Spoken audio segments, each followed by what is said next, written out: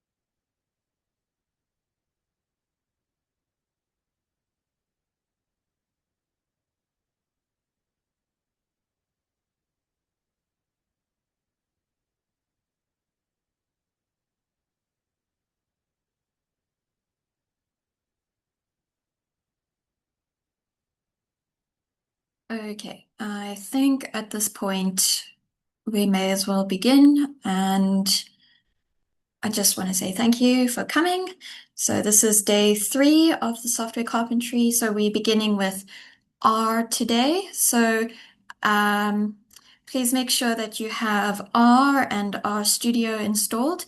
If you have R Studio installed, I think you probably have R installed, but we're beginning with R Studio. So we'll see if there's any issues that we come across when we start doing the coding. Um, so we're going to be working with some data. So in the chat, I'm going to paste in the link to this data that is zipped so that you can download it. And then I'm going to take you guys through how you create a new R project and how you move all of the data in to the folder that's required. So don't worry just yet. Just download the just download the zipped folder for now. So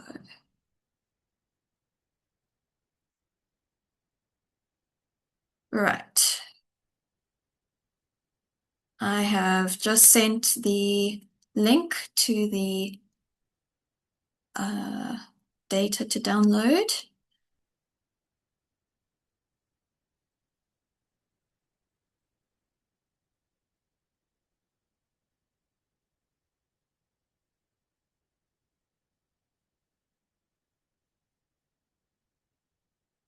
And in the meantime, I'm just going to start sharing my RStudio code, what it looks like. So you can also open RStudio.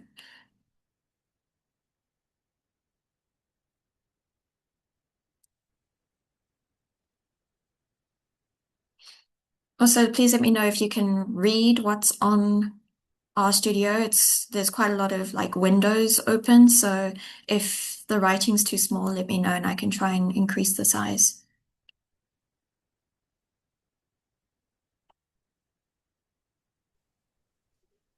Hi, could you please increase the size if possible for those of us who are using like one screen to manage all of this? Is that okay, or must I try a bit more than that? I just don't want to. Yeah. That's good. Okay. That's good. Okay. I'll try with this and yeah, go from there.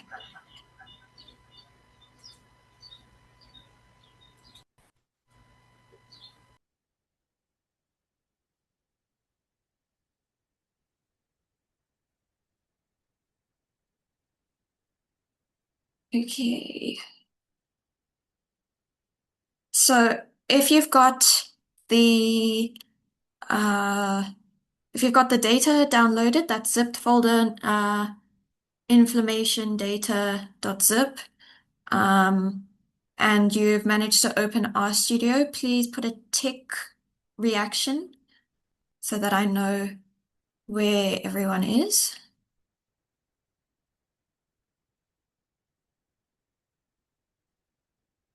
I'm just pasting the link to the data again in the chat.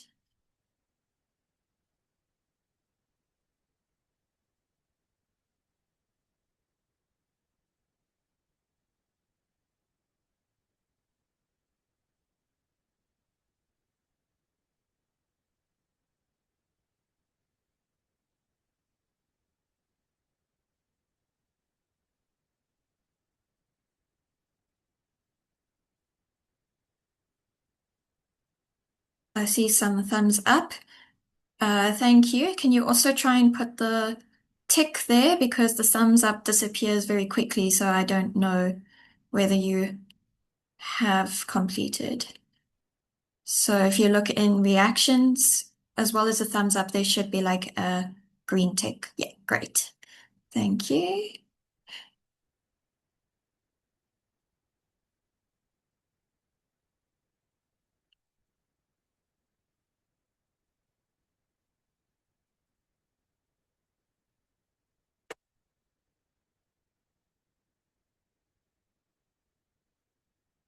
Yeah, so we need RStudio open and we need the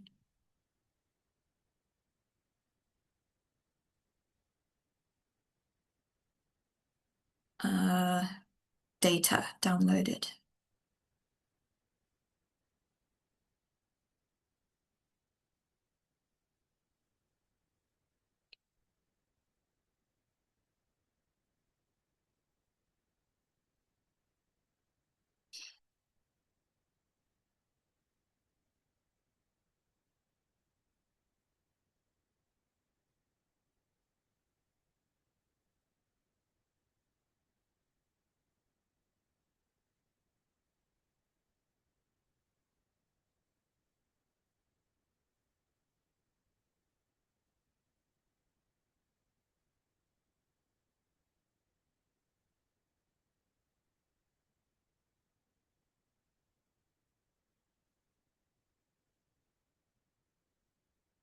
Okay, we've got quite a few people with ticks, but there are still some people who are not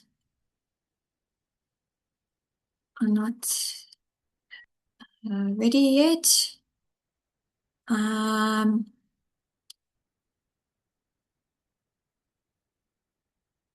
okay, I see someone still needs to install. Are others who aren't ready yet still installing RStudio, or is there a problem with uh, getting the data downloaded?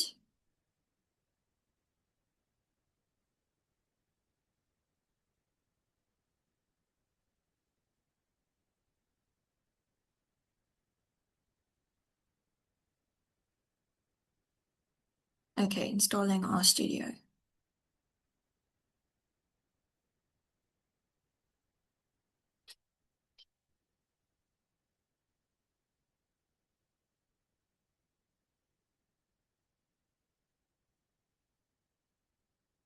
Waiting for RStudio to open. Okay.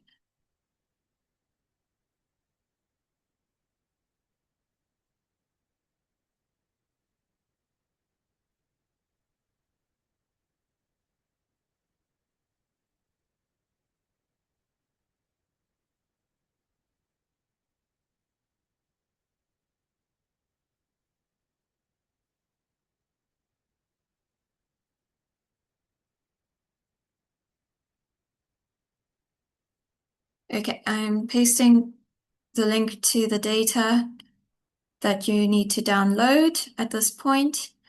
We're right at the beginning, so there's not anything to catch up other than opening RStudio and having this data downloaded.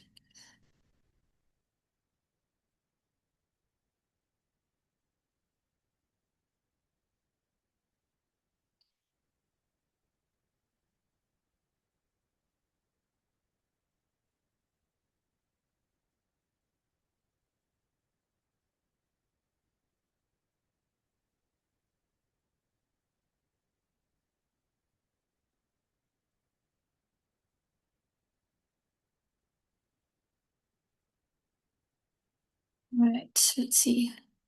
We've got a couple more ticks now.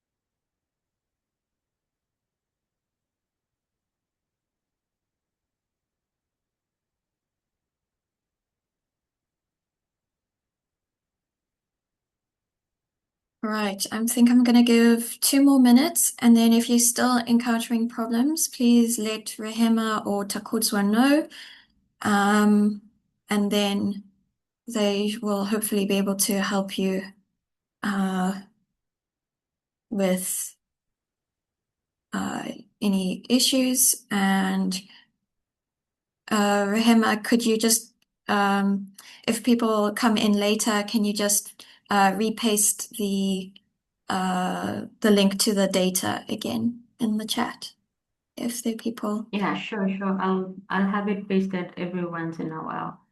Okay, great. Thank you. Yeah. Yeah. Okay. Yay, we're getting more ticks. Good. Mm. Okay. Another minute, and then I think I'm gonna start showing how we create an R project and sort of get the environment ready to go for us to start coding.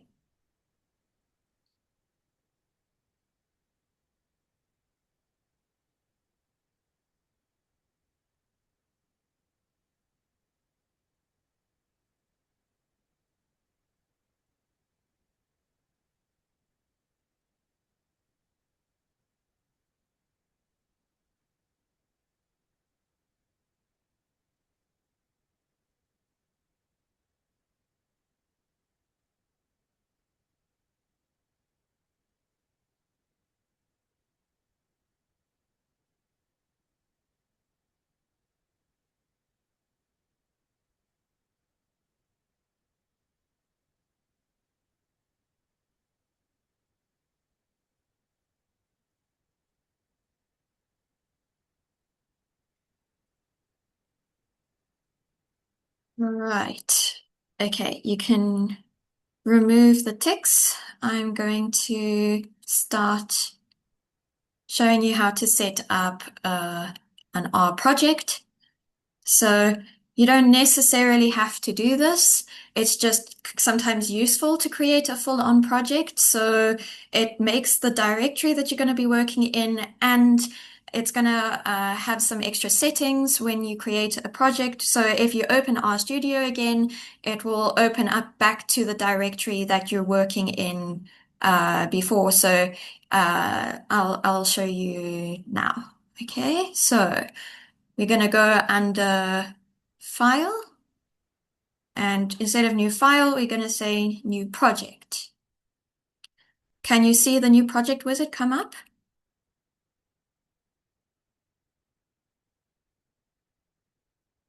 Or is this in a different window? I think it's in the same. We can see it.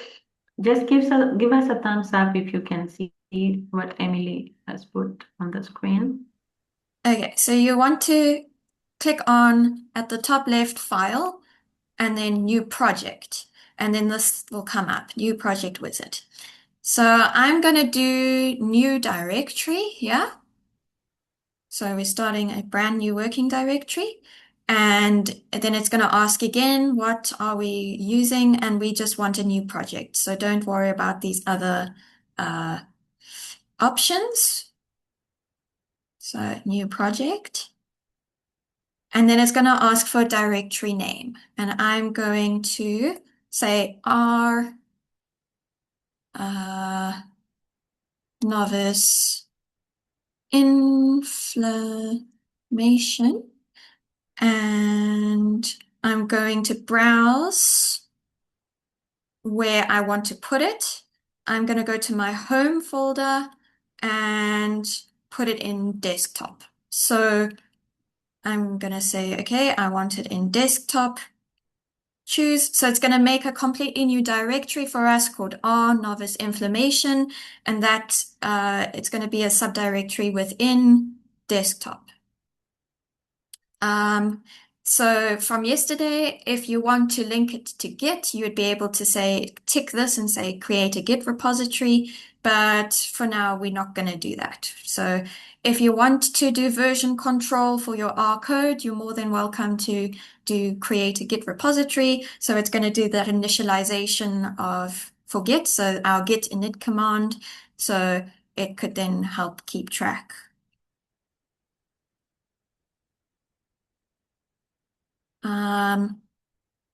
So I'm just going to do create project at this point. And this changes a little bit. So if you see here now at the console, you can see we're now working in our directory with home and desktop and inside this new directory R novice inflammation that we just created.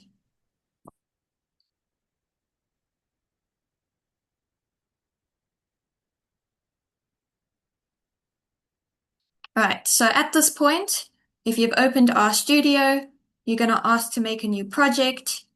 Then it'll ask you, give you options. You must choose new directory, then new project again. And then you want to put in as your name R novice inflammation for the subdirectory it's going to create, and put it in a folder like desktop. So I've now created this new project under this new directory, but we've just downloaded our data, but we haven't put it in this data that we downloaded into this new directory that we've just made. So we're going to need to do that. So if you go into your downloads, you should have your zipped data.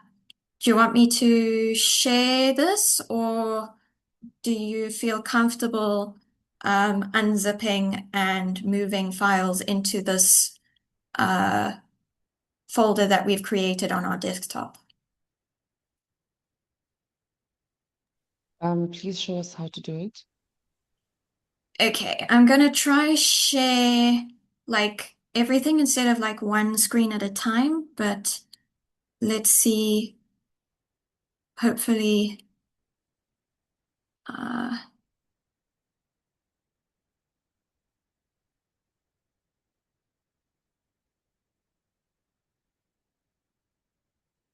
okay.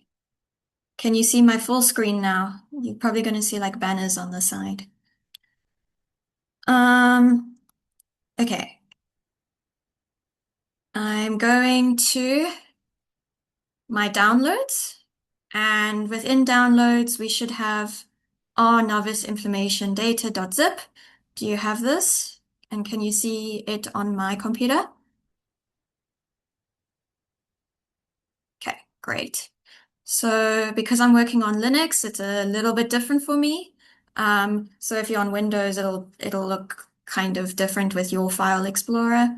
So I want to say extract here in mine, but yours might be a bit different if you're working on a different distribution. And inside here, we have a folder called data. So data is the folder that we want, and we want to move it. So I'm going to create a new window of File Explorer. And because I made mine in desktop, the R working directory is in desktop, I need to go there. So desktop, and here we go. We have our R novice inflammation. And you see here, because we created that R project, we've got this file here ending in .rproj. So we know that this is our directory that we're working with. And now all I want to do is copy my data folder here. So I'm just going to go Control C and and Control V to paste. And we've got all our data inside. So that's what we just need to do. Yeah, so it might look a bit different when you're doing it on Windows or Mac, but essentially it's just copying this data folder into where you've created your R project. Okay, is everyone with me so far?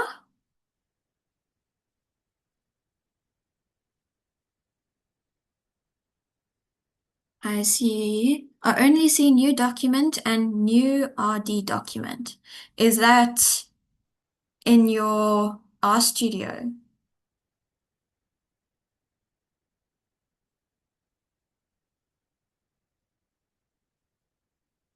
Please explain again for Mac. Okay, this is the problem because we don't have Mac.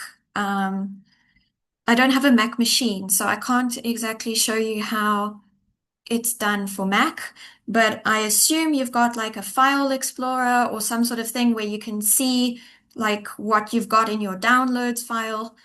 And all you'll need to try and do is find uh, where you've downloaded your zipped folder, unzip it, go inside the folder, and there should be another folder called data, and you need to copy that folder to where you've made your R project.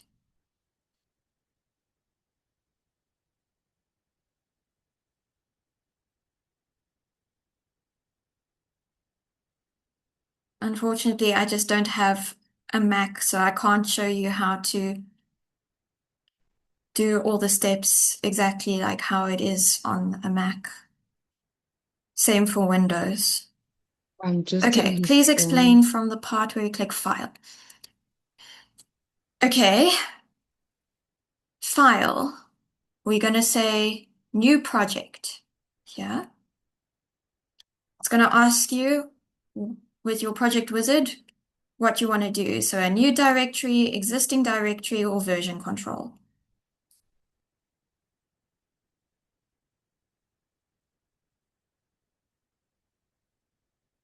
Okay, I think you opened R, not RStudio. Yes, make sure that it's you'll see all these panes where like Windows. And at the top you'll have something like RStudio here. You should see things like console, terminal, background jobs, and then another area with environment, history, and such. And then with that you can go from there. Okay, so with new project wizard, you'll say new directory. And then it gives you different project types. And we're going to want a new project. And then you're going to put your directory name in. So R, novice, inflammation. And you need to make this in a subdirectory that you can reach. So for me, that was in the desktop folder from my home. And then you'll click create project at that. And then I'm not going to do that because I've already made one, so it's going to get confused if I try and create a new project with the same name. Does that answer your question?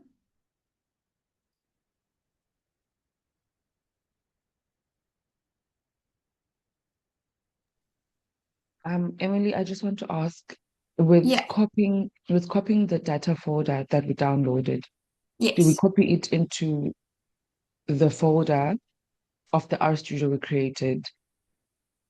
Yes. So R novice inflammation. So you'll see Okay. here, you've got this project file here. So if you're seeing something like this, you're copying it into the correct place. Okay, thank you. Sure.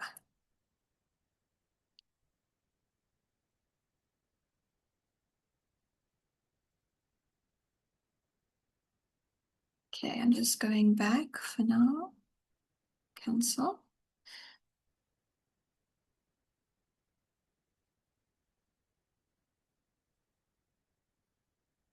Uh, that's R that you're working on because you can see it just says R console there. So there's an app called R Studio which you download.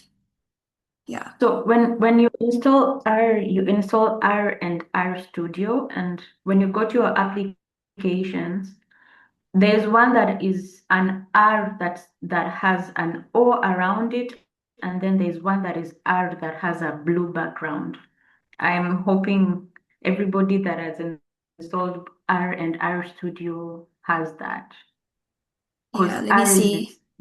then the R Studio is like the IDE that you need to use to do your executions for R. So do not use the one that has an O around it. Use the one that has a blue background on it.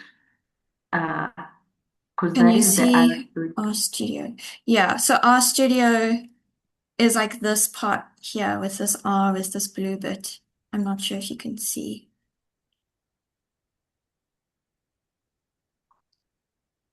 Yeah, blue circle around a white R.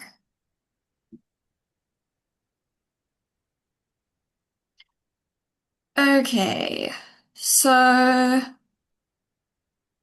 have we managed to copy data into the novice information folder that we created as an R project? Some thumbs up. Okay. I'm seeing a few thumbs up. Yeah. Okay, good, good. Yes. I would suggest if you do not have RStudio yet, it's good to install it. Um, I'm gonna just stop sharing this so I can go back to just the one window.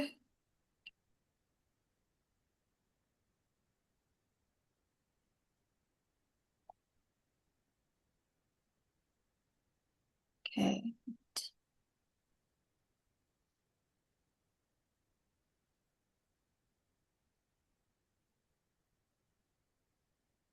Okay. So I think, is there anyone needing immediate assistance from me now, or should we get started? Please let me know if there's a big problem.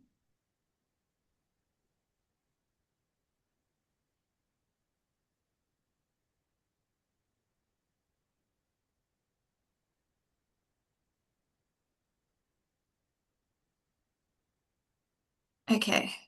For now, okay, let's create our R file. So this R file that we're going to create is a script, and basically it's a file where you can save all the commands so you can rerun them at any time. So instead of just running it on the console the whole time, we're going to like use a script and run the script so that we can keep our commands that we'll be going through.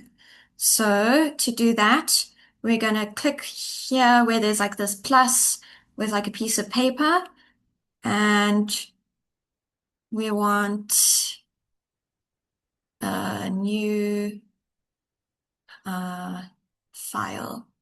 Or one way of doing that. The other way is to go File, New File, R script. So it doesn't matter which way you do it. So you can click here, or you can go File, New File, R script. Okay. So it's going to create this part here, and it'll be something like untitled one. And then we're immediately going to click the save icon here, and it's going to ask us for a name. And as you can see, because we've set up the project, we're currently in the working directory that we set up. So I'm within R novice information, and I've got my data folder here and the project.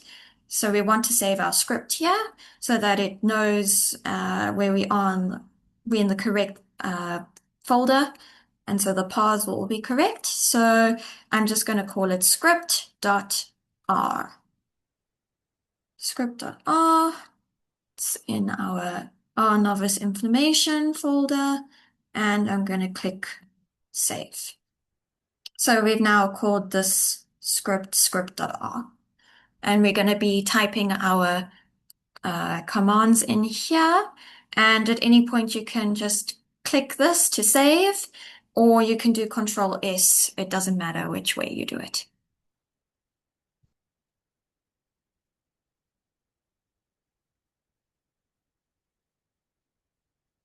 Okay.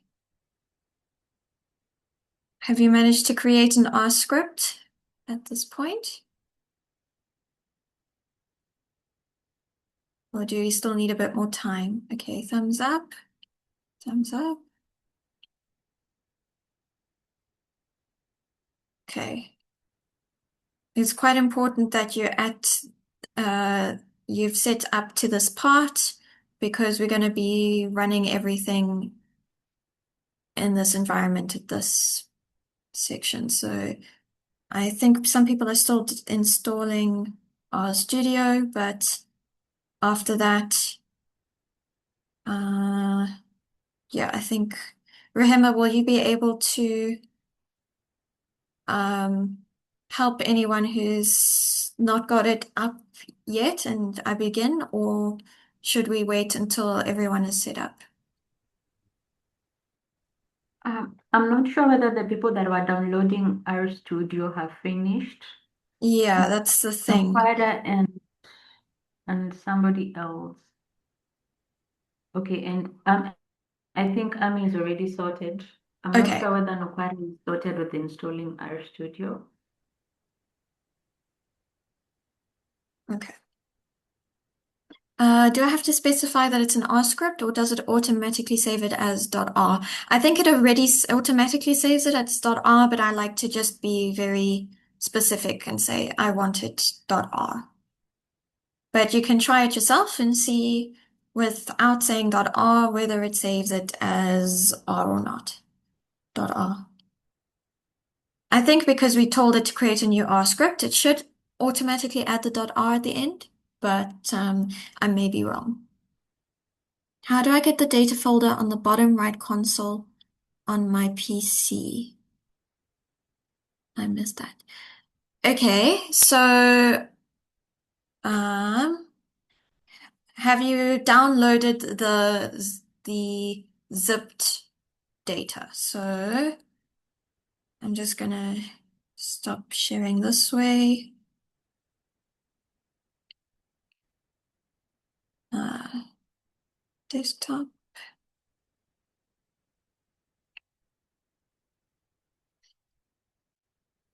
Okay. Right. So in my downloads, I had downloaded R novice information data.zip. I then extracted here. And so I have this folder R novice information data in my downloads. I then went inside that folder, and there's now a folder here called data. And what I did was I copied that to the R project that I made. So when we were creating our project, they asked if we wanted a new directory and a new project. And I said yes, I chose those options. And I gave it the path to desktop and said I wanted my new directory, the name to be R novice inflammation. So that's how R created this new folder called R novice inflammation within my desktop folder. And I see here because we created an R project, I have this R novice inflammation.rproj file.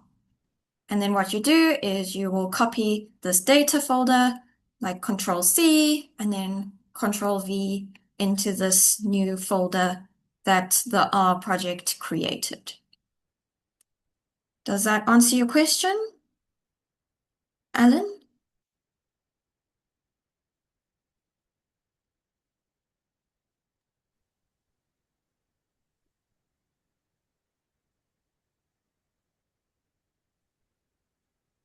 Okay, great. Right, I'm going to stop sharing this way and go back to the window capture. And right, so at this point, we have our project made. We have access to our data folder. If you look at the files here, you should be able to see that there's like a data folder which contains the data we have.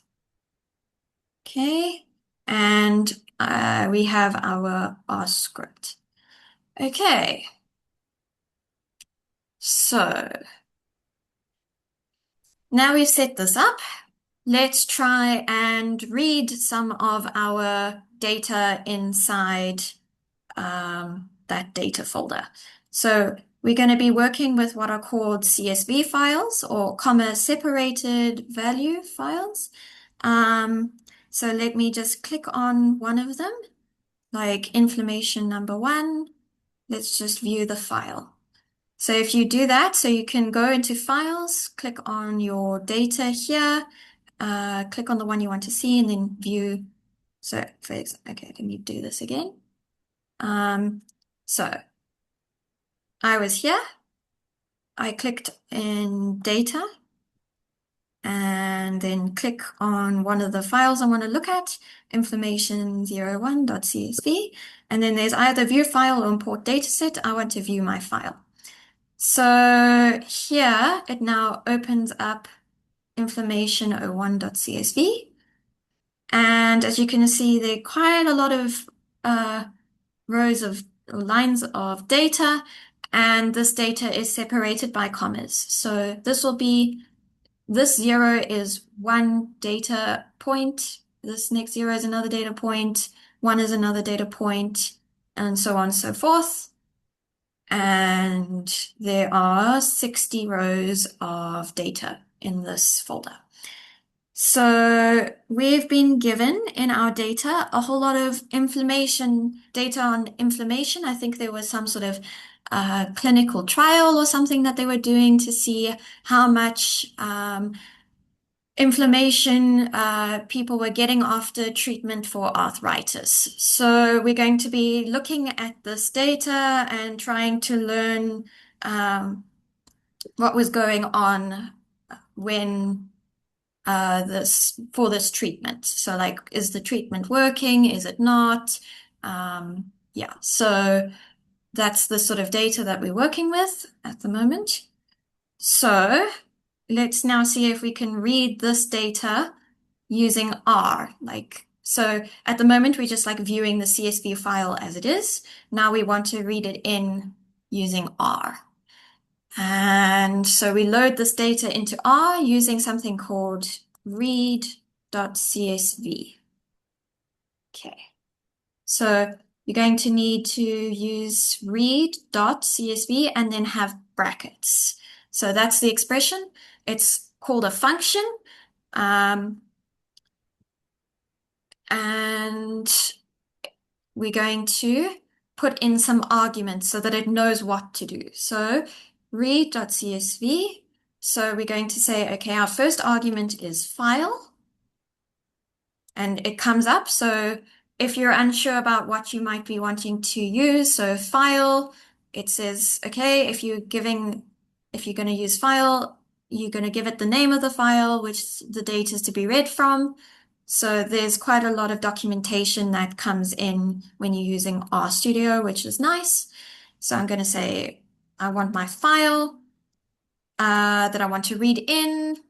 That comes from our data folder because remember at the moment we are working in the R novice inflammation folder.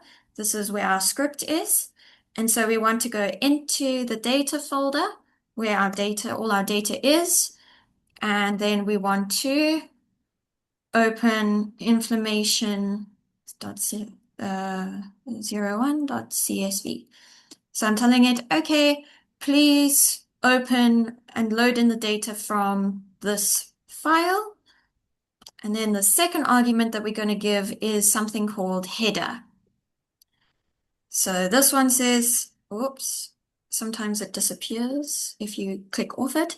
Header, a logical value indicating whether the file contains the names of the variables as its first line. So what this one is saying is sometimes in your CSV files, you're going to have column names like day 1, day 2, day 3, day 4, so on. So if you have a header in your CSV file, you'll set that to true to say, yes, we do have a header in our CSV file and use it. But when we looked at our data, there were just a whole lot of values like 0, 0, 1, 3, whatever, carrying on. So we don't have a header. So we want to say, don't read in our first line of code, our first line in the CSV file as a header, because then we're going to be losing that line of data. Okay, so header, false. Okay, so let's see what happens when we run this. Okay, so I pressed Control Enter, and if you do that, it runs the line of code that you have entered in your R script. So I click here and I go Control Enter. Okay. And in our console, we have, it says what it executed here. So this was the line we had in our script. And then this is the output that it gives. So we have a whole lot of columns here. So because we said that our header was false, it makes up column names. So V1, V2, V3 are the names that it has given our columns. And then along the bottom here, it gives row numbers here, like 1, 2, 3, 4, 5. And then within that, these are the data points that it has read in. And then if you keep going down, it shows more columns here and more there again. So it shows the 40 columns, and it's showing the first 25 rows. So here at the bottom, it's saying it reached the maximum number of rows that it could print for me. So it's told me it's emitted 35 rows. So it printed 25 of them, and so the remaining 35 we're not seeing here. Okay. So we've run a command. Okay. So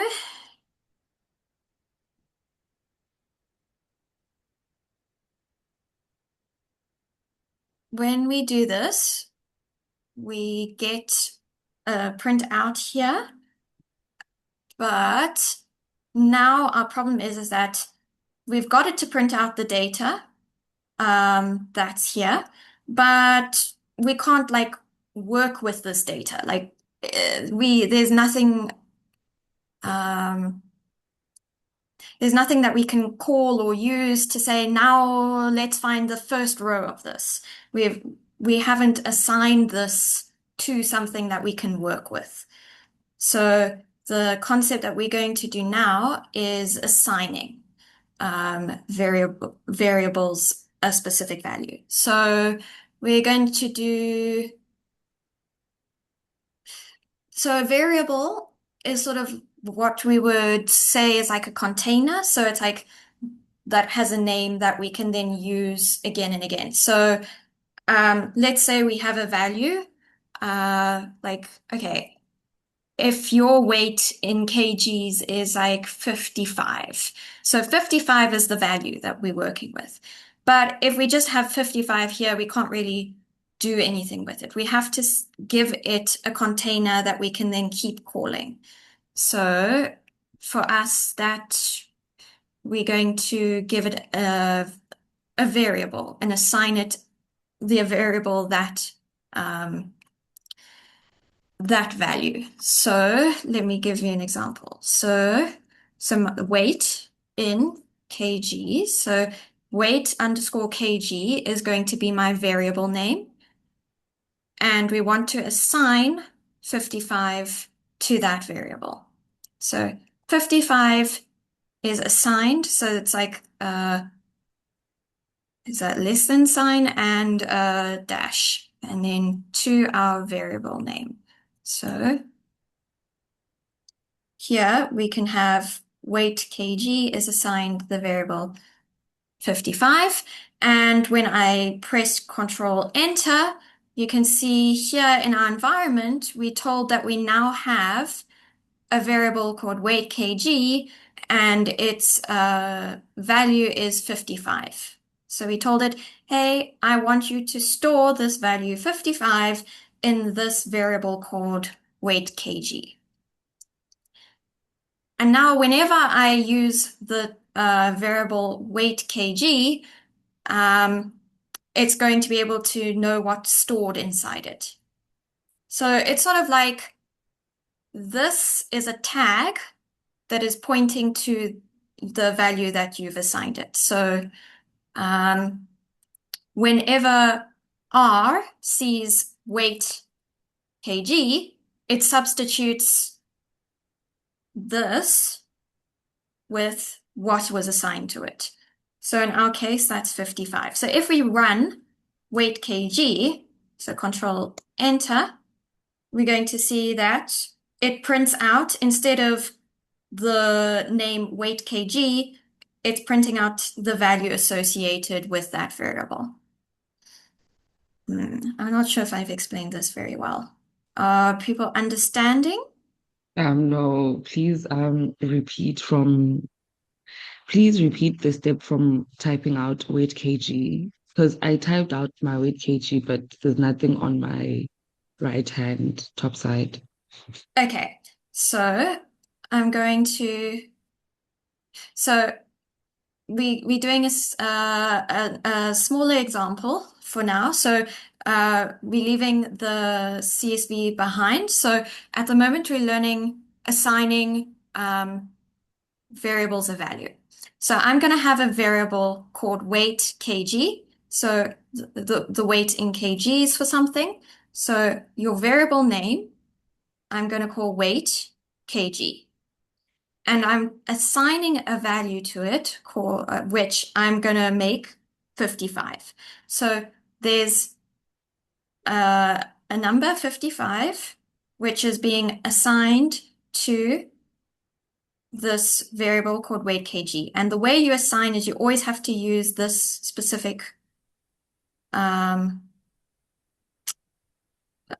set of characters. So you have, it's sort of like making an arrow back. So it's like, I'm saying weight kg has the value 55. And then at this point, you're at the end of this line here on your script.r, and you go Control Enter. If you've done that, then it should show at the console at the bottom in blue that you ran this line called weight kg is assigned 55, and the value appears here in your global environment. So we can keep track of our different variables and what their current values are over here. Yeah, so whenever you run a line of code from the script, what you can do is you can go to the end of the line you want to run, and then you go Control Enter. There's other ways of running, which I can show you, but sometimes then it will run the entire script. Depends. So here you can maybe also click Run, and then that's just for the line. And yeah, so it's good to just sometimes, at least for now, just run line by line. So you can click the Run button here, or you can do Control Enter at the end of the line you want to run. Okay, so we now see that 55 has been given, has been assigned to this variable called weight kg. So if we want to So it's basically like a tag.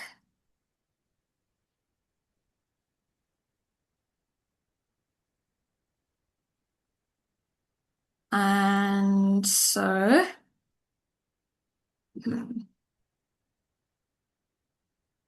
so if we want to see what's inside our variable, so we've forgotten what's in weight kg, we can print it out by typing just the name of the variable, so weight kg, then pressing Control Enter, and we can see that it prints out what's inside that container called weight kg. So for us, it's 55. Okay. Is everyone with me at this point? Yes, quick question. Yes. Why do we skip lines when we typing out? Is that how we do it all the You don't time? have to. You don't have to. Okay. I like space between the lines that I'm working with, but you're welcome to not have spaces. And you can also comment, so you can do like a hash and then you can write whatever you want above. So something like uh, learning to assign variable, to assign values to variables. And then if you try and um, run that code, it jumps past uh, this commenting. So it doesn't execute this line of code. It just executes the next line instead. Okay. Right. So we've got a variable called weight kg, and it's holding this value 55. Okay. So even though looks like it's not a number, it's got a number associated with it, right? So when we print it, it gives us 55. So we can use it when we're doing uh, like sums or maths with it. So we're going to do something a bit simple. So let's try, well, it's not simple, but let's try and make it convert it. So we're working with kgs. Let's try and work out what that weight would be in pounds. So to go from kgs to pounds, we need to multiply by 2.2. So I'm going to say 2.2 times. So times is a star in R. And then I want to know what the weight in kgs was in pounds. So weight kg. So you don't have to put 55 here. Well, let's see when we do this. So I do Control Enter, and there we go. It went 2.2 times 55, and it gave us the answer, which is 121. Okay, so it's basically substituting what we've put inside our variable here when we run the code. So it essentially goes 2 times 2 times, oh, what's weight kg? Well, let me have a look in my environment. Oh, we've been told that weight kg is 55. So what's 2.2 times 55? It's 121.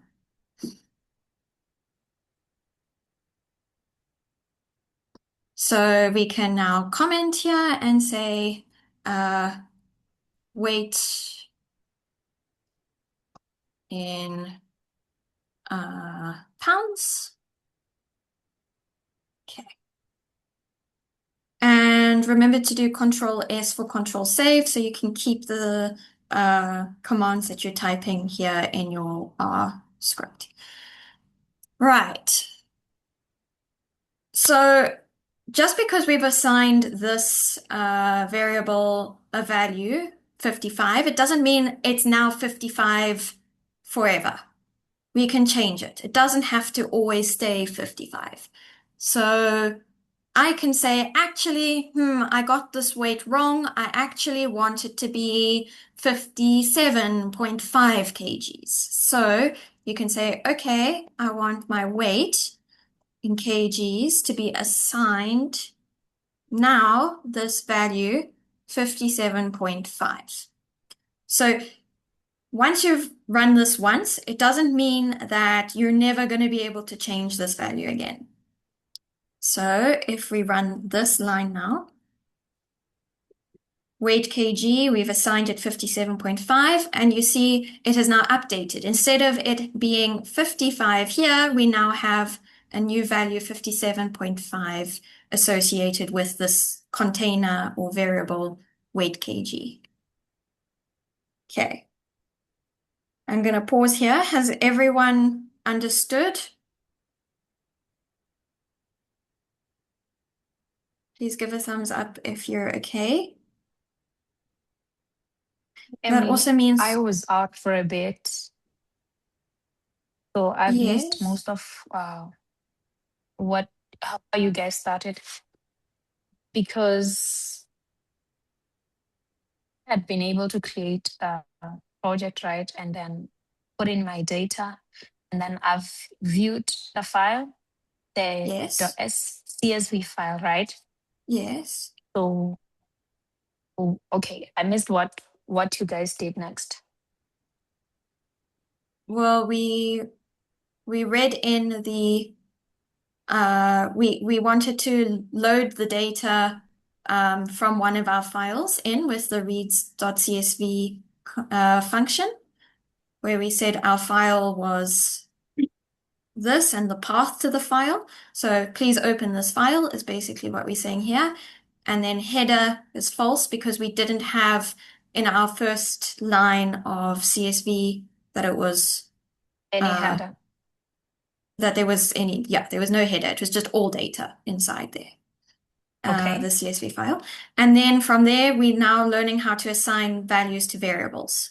So a So variable, I have to clear. I just clear my console. Is that it?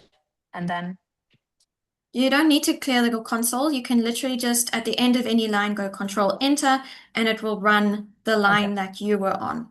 So you see, because I ran line 4 again with Control Enter, I've got 55 here again.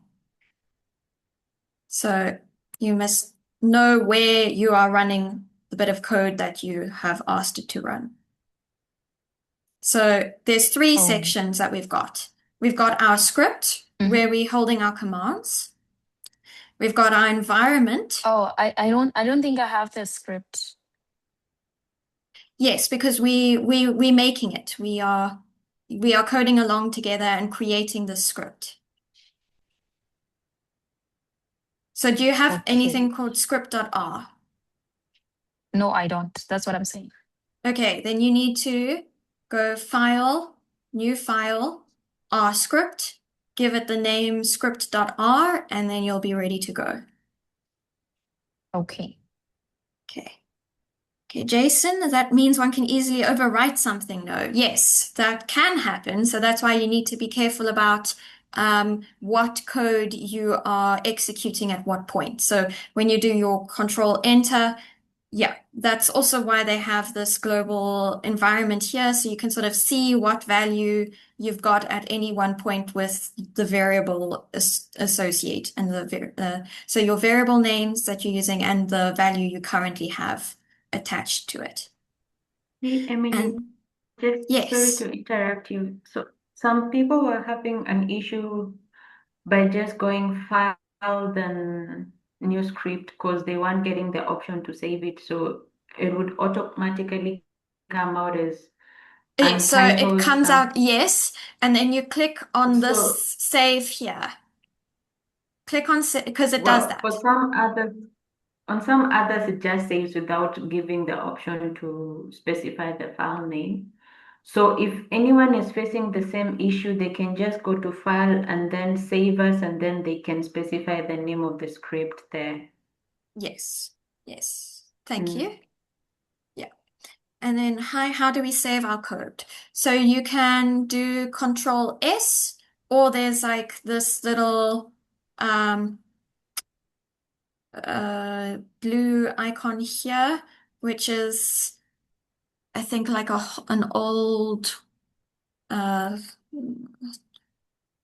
hard with like a disk.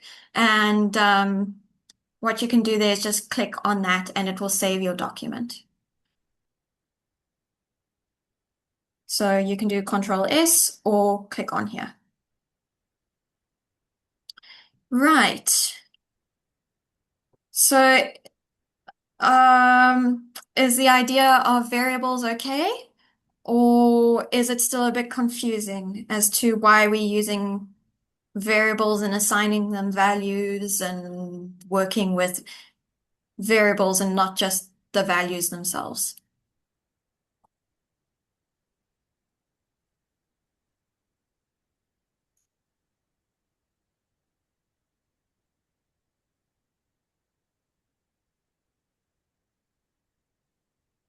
I'm not seeing any hands or anything. Can one assign multiple values to a single variable? Yes, so there are different types of data types. We are working with single data types, like we are working with like a number here, like what we'd call an integer. So that's just one value. But if you're working with other sorts of data types like lists or data frames, then yes, there'll be lots of values all assigned to one variable name. We're going to get to that in our in this module. Okay, so we have assigned weight kg a new value here, 57.5. We can see in our environment, yes, it's now 57.5. That's being held in the container weight kg. And now we can see what the weight in pounds is. But we can also assign what we get out when we run the conversion in a variable as well. So I'm going to say, okay, I want to save the output of weight in pounds to a variable named weight in pounds. LB for pounds. So weight in pounds. So we want to convert our weight in kg to weight in pounds. So we're going to say 2.2 times weight in kg. So what's going to happen is when we execute this line of code, it knows weight in kg is 57.7 and it's going to go, okay, 2.2 times whatever's in weight kg, 57.7. It'll calculate that result and it's going to assign whatever that output was to weight in pounds. So let's see what happens. I'm going to go Control Enter. So it's told me, yes, I've run your line of code here, and we now have a new variable, weight in pounds, and it says 2.2 times 57.5 is 126.5. So if we want to see on the console what that output is, how would we do that? So what would I write here to be able to print out what I've got in weight LB? You can put it in the chat if you want to give it a go.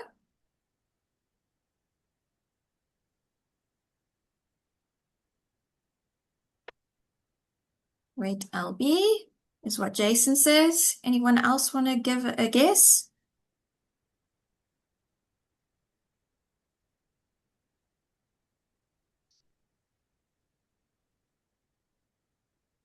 Okay, so let's try weight LB.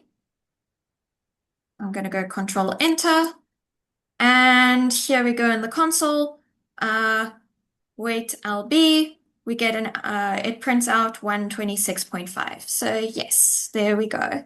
We have printed what is inside our variable weight LB.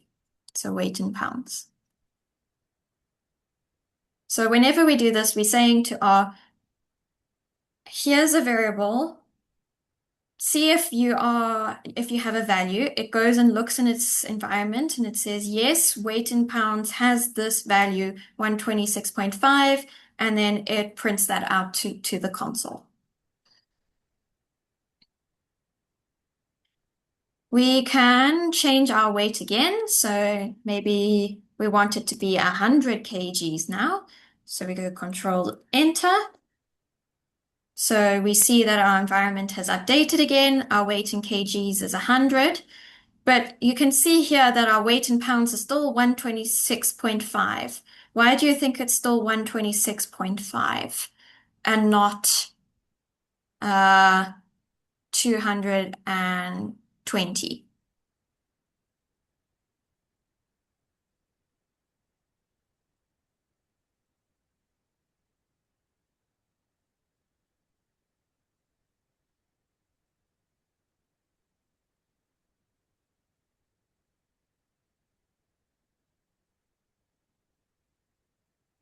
It was using the previous weight variable. Yes, so it won't automatically update pounds. Yes, so we haven't said we are reassigning a new value to weight in pounds. So yes, exactly. Yeah. So, and if we wanted to update it so that our weight in pounds matches the weight in kgs, we'd have to run this line of code again where we say multiply our weight in kgs by 2.2 to get, and then assign that to weight in pounds. So Control Enter. It now updates it to 220, and then we can print out that it's 220. Okay.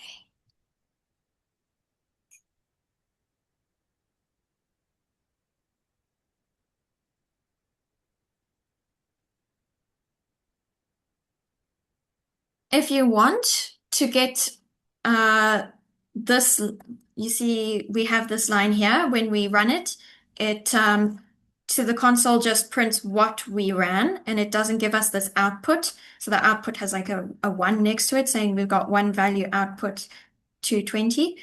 You can, I think, put what we've got here in brackets. So we can do something like total. We can do weight in pounds, 2.2 times weight in kgs.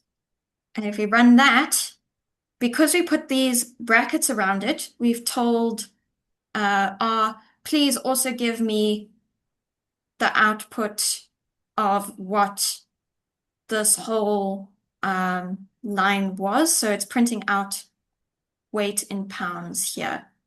So when we didn't have brackets, it didn't print anything out. When we put brackets around this, it did print it out. So it's sort of up to you whether you want to write it and then print out the variable's contents after, or whether you want to just put it in brackets immediately. Right. Please put a thumbs up if you've understood this portion, and raise your hand if you have any questions about assigning variables before we go on. See, thumbs up, thumbs up.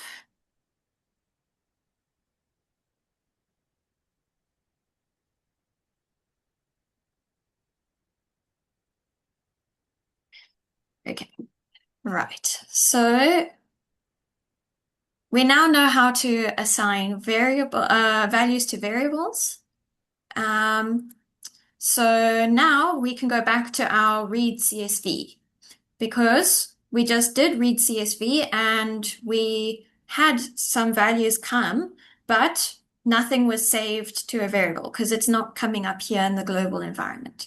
So we're going to now assign what we've read in using read CSV, or loaded from our CSV file, into a variable. And I'm going to call that variable dat. that is like a conventional name for any sort of data frame. We'll speak about what data frames are in a minute, but for now, that's why you'll often see something called DAT in any R scripts that you come across. So DAT is assigned, so the information from read.csv, and we want to say our file we want to read in is in the path data, because we have to go into the data folder, and then we want the file name information 01 .csv and comma, so that's our first argument. And our second argument is header is false because we've just got the actual data points in there and not any actual headings inside the CSV file. So let's now run this line and see what happens. So Control Enter. So we see this line has been run in the console, and we now have, instead of values, this new place called data with a little arrow there. We see that it's called, the variable is dat, and it says that there's 60 observations of 40 variables. So what this means is 60 observations, in this case is 60 rows, and then of 40 variables means you've got 40 columns. And you can click on this, and it shows you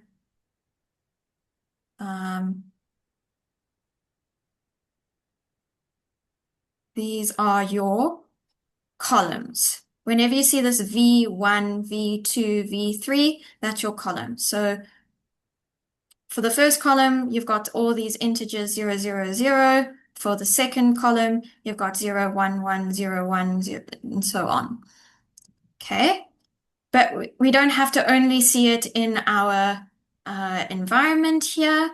We can also print out what dat has, but I'm going to use our trusty function called head, where it's just showing the beginning number of rows so that we don't have too many values all at once. So head dat and enter. So by using head of dat, we're now getting this output where it's printing our first 6 rows of the data because we said head, so it's not the 25 values anymore. And we've got our column names, V1, V2, and we've got inside our actual data points that were in our CSV file. Right. So for our one, it wasn't too bad with like 25, but it's good to have use something like head for your data. Like let's say you have 1,000,000 rows in your CSV file. You don't want it to try and print out a whole lot of rows all at once because that would take up a lot of memory and slow your computer down a lot, if it would even let you. It probably won't let you. And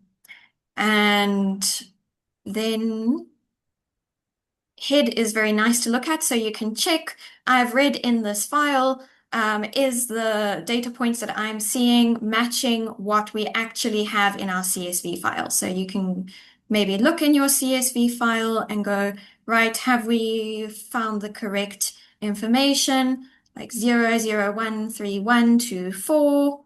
We go and look at our console, 0, 0, 1, 3, 1, 2, 4. Yes, we seem to have read in the file that we were expecting to have read in.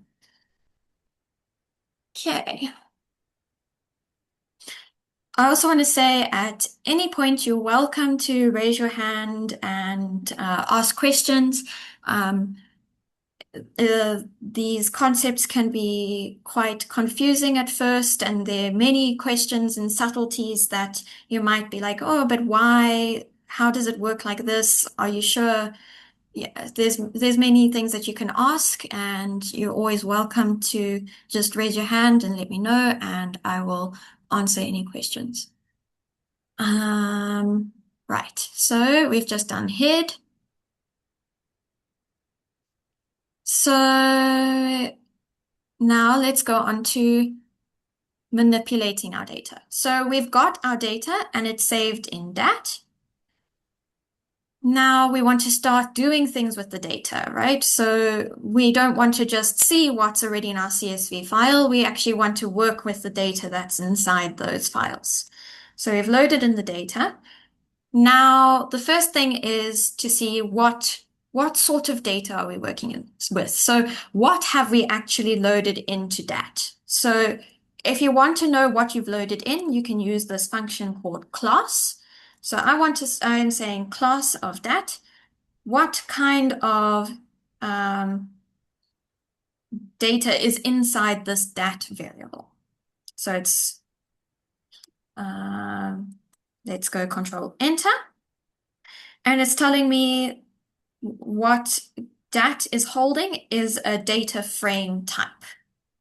So a data frame type is sort of like the closest thing is sort of like what an Excel spreadsheet would be. So it's got a whole lot of rows and a whole lot of columns and and the values within, each, there's a data point associated with a row and column. So we have what are called these observations inside the rows and columns.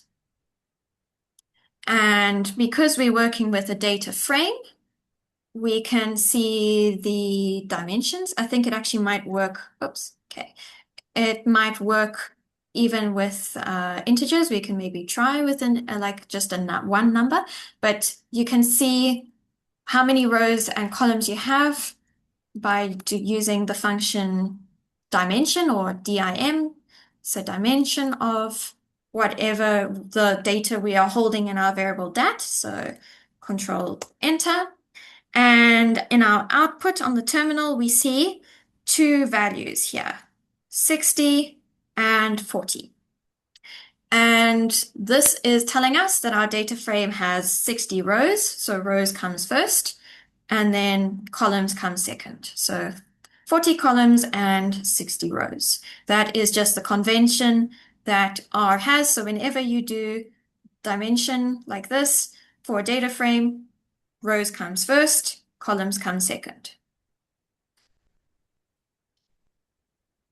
So we have in DAT, our variable, so we have 60 rows and 40 columns.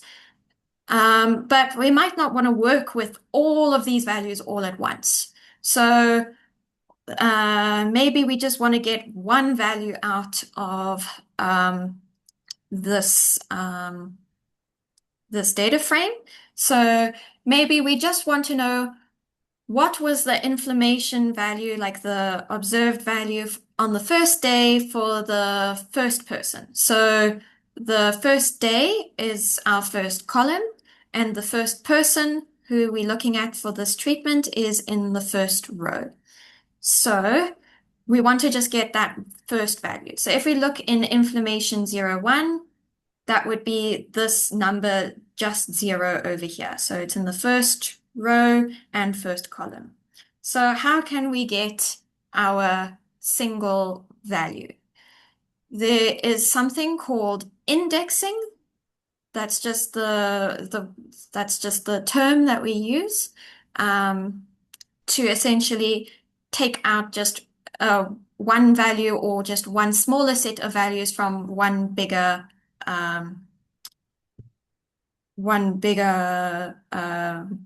set of values. So for a data frame in R, we're going to say, so our data frame is called DAT, so we're referring to DAT.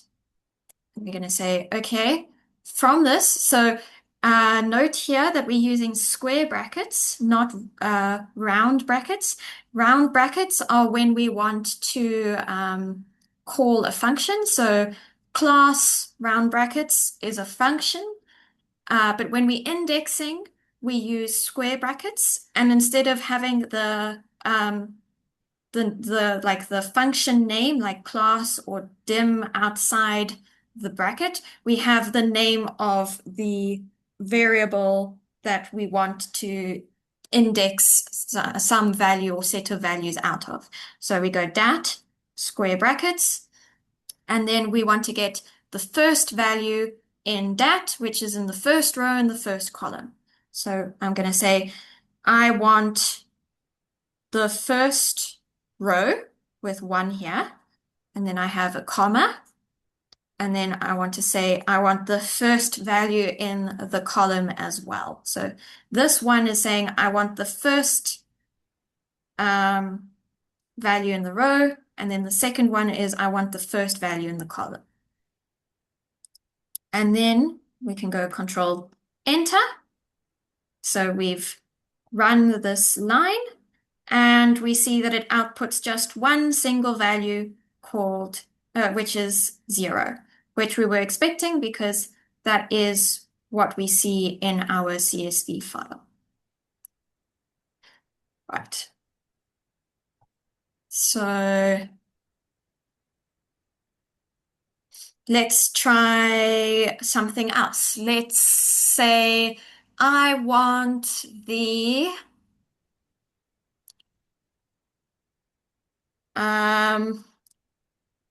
value that's in the 5th row and the 10th column. What do you think I should use to get that value?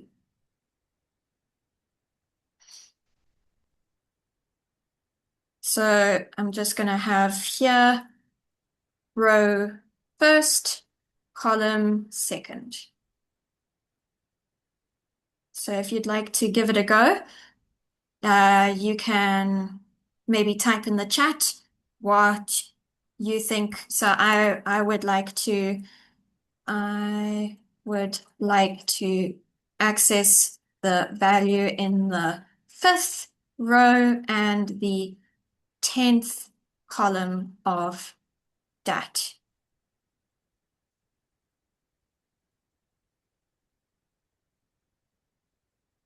Okay, Isanati says dat 5, 10.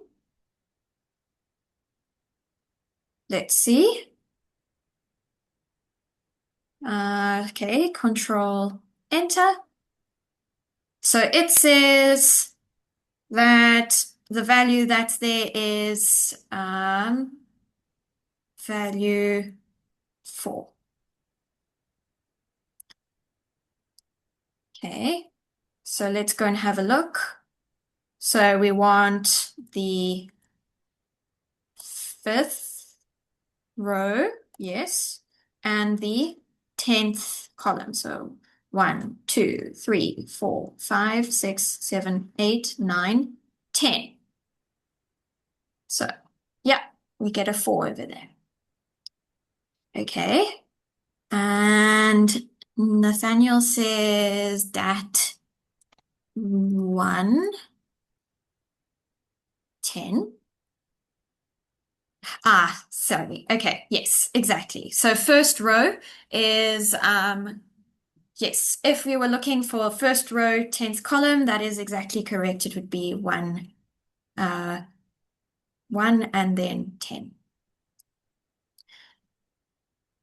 So that would be number 3. We would see here 1, 2, 3, 4, 5, 6, 7, 8, 9, 10. Yeah, exactly. Okay. Right.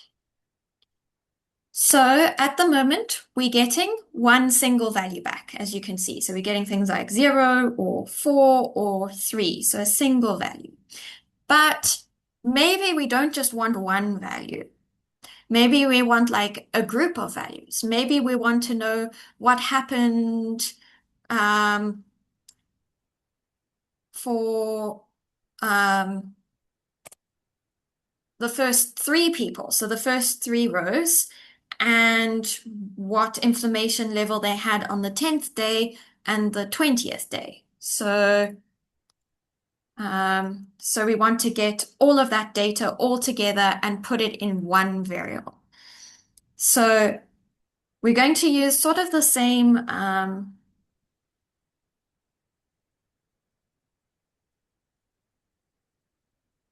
is the note for dat11 correct?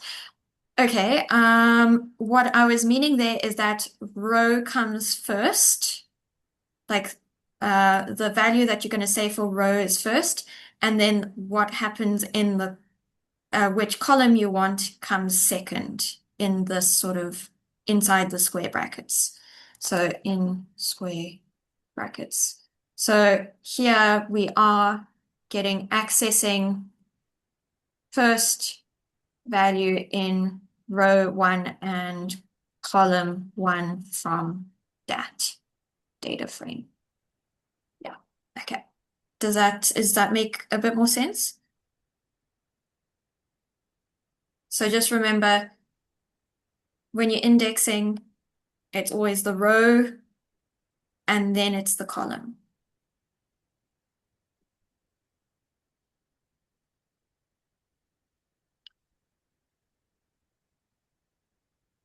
Okay.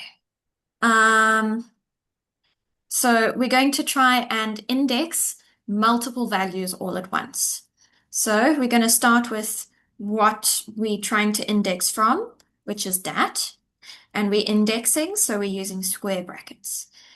Now, instead of just giving it one value there before the comma and one value there after the comma for the row number and the column number, we're now going to use something a little bit different. So there's a function in R called C. So because it's a function, you give it the name of the function, C, and then you open your round brackets. So this function C is the combine function.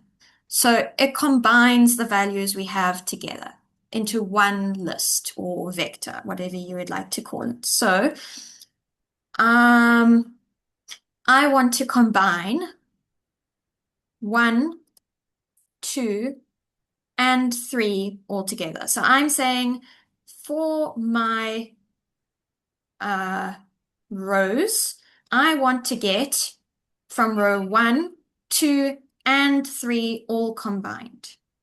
So this combine function is replacing what we would have here as just I just want row 5, or I just want row 1. It's saying here now, I want row 1, 2, and 3 all to be indexed. Okay. Then we need our comma here because when we're indexing, we need to give it both the row, which is this part here, which would have been like what 1 or 5 was. Then we have our comma, and then we can say, and now our next one is the columns we would like to have. So I would like to see their information on day 10 and day 20. So how do you think we can get the columns for day 10 and day 20?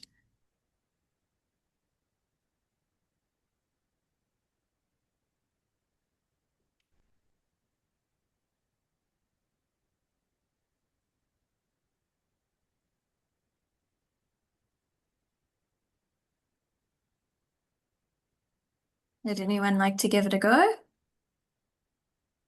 So I would like also putting C10 that. Yes, great. So we are combining two values, 10 and 20, into a list. Right, so let's see what happens when we try and run this now. So Control Enter. So it ran this line, and we've got quite a lot of output here. So we've got two columns, V10, V20 as we asked for, and we've got row 1, 2, and 3, and it's telling us that at V10 we got 3, which makes sense because when we just looked at row 1, column 10, we also had 3, so that's looking good. In row 2 at column 10, we have 6. And for row 3 at column 10, we have 9. So we can get a whole lot of data, like a subset of our data frame, when indexing as well. So it doesn't have to be just one value that you get back from the data frame by indexing. Okay. So that is when you can get any number of different rows and columns together. So we could have said, actually, I want the first, third, and fifth rows with the 10th and 20th column, and we can enter. And you see, we get those values appearing when we run that now. So that's when we're just asking for, I want row 1, 3, 5, and column 10 and 20. But maybe we actually want to have like a whole like continuous list of them. So maybe I actually want something like the first 4 rows and I want the first 10 columns. It's going to get very, very tedious writing out combine 1, 2, 3, 4, 5 up to 10. So there's a different way we can do it that shortens it so that you can write code much faster when it's continuous. So if you want 1 up to 10,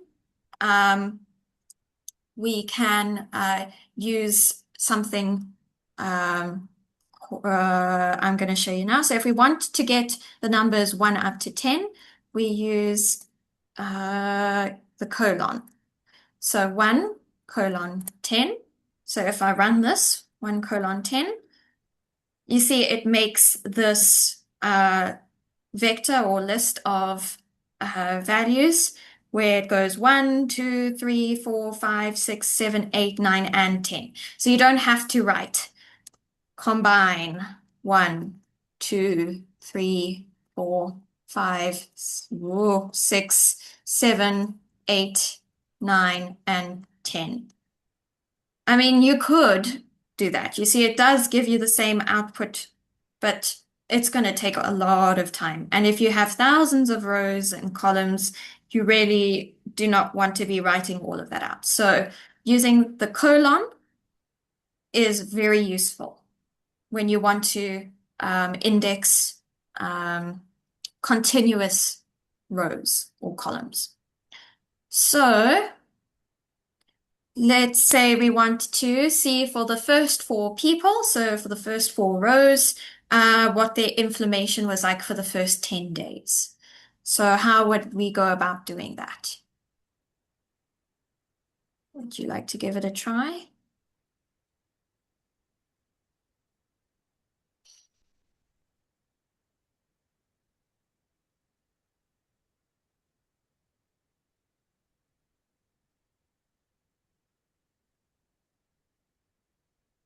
So we want to index that. So what are we going to give for the row and what are we going to give for column? So I want first 4 rows, first 10 columns. Okay, we've got quite a few different things coming in. So we've got combine 1 to 4, combine 1 to 10. Let's see what happens when we do that. Interesting, that does work. You can write it like that.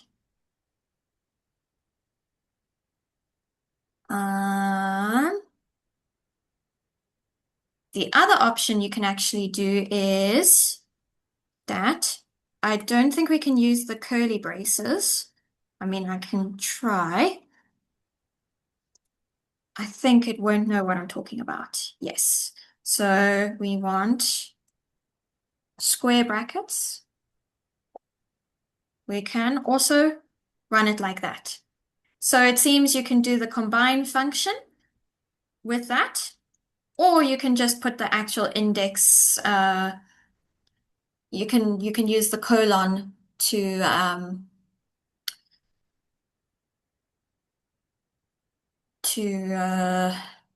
give the range that we require. So this is sometimes going to be called the colon operator. So it itself is a function. It's like a very special function because you don't have to use the brackets. It itself is a function. So, okay. Right. I think at this point, I'm going to ask, how is everyone doing at this point? Are we making progress? We've got some thumbs up. Okay, good, good. Seeing quite a lot of thumbs up. Please let me know if things aren't making sense and I can try and explain it a different way. Okay.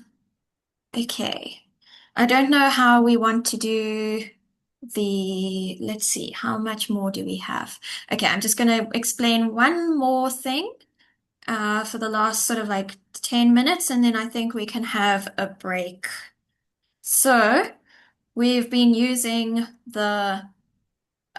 we've been looking at indexing. We've been indexing single values. We've also been indexing using for multiple values with combine. And we've also looked at the colon operator where we can index lots of continuous rows or columns altogether. So the last part that is maybe you don't want to actually index only a portion of maybe rows or columns. Maybe you want to get like the first five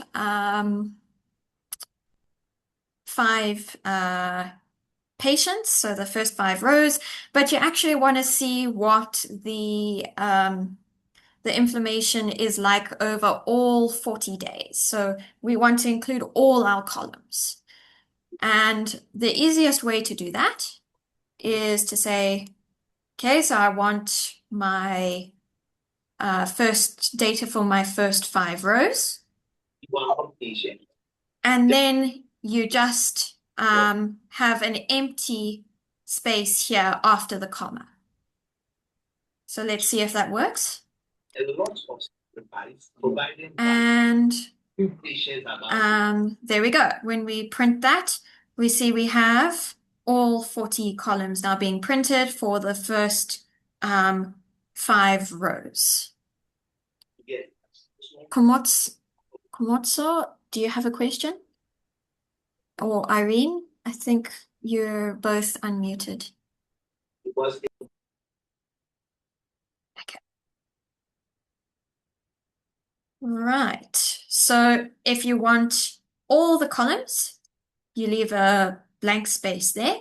And let's say we want all the rows, but we want just the 5th column of all rows. What do you think we should try and do? So this one is first 5 rows, columns. And now we want to have all rows and then fifth column. How do you think we do that?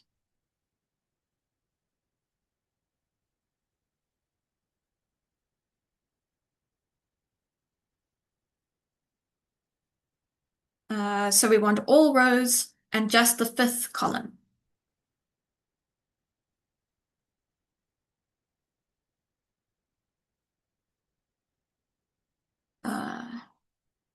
So Jason, oh, wait, we're getting different things. Okay, so the first one was a space and then 1 to 40, and that's actually going to print out everything because we're going to have all our rows and all our columns.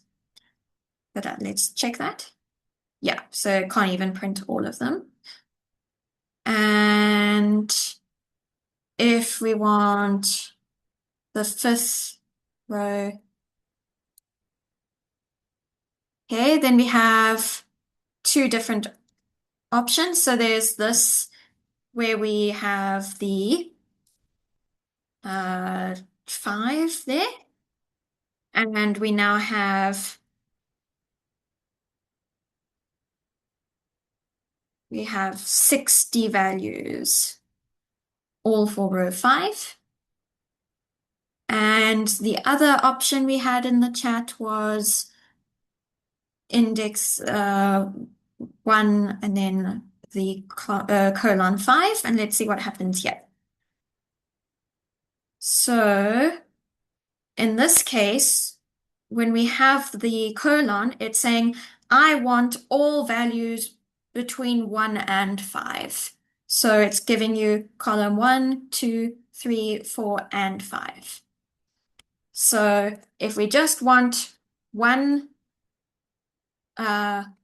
one column or row, it's just the value itself. So like the row number, so that's one row or column number.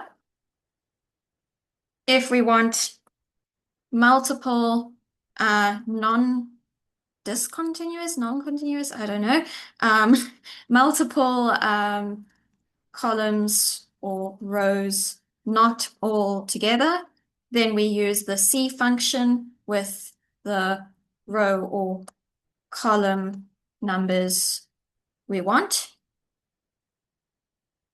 And if we want multiple columns or rows or continuous that are continuous, then we can do start row or column, and then you have your, and then end row.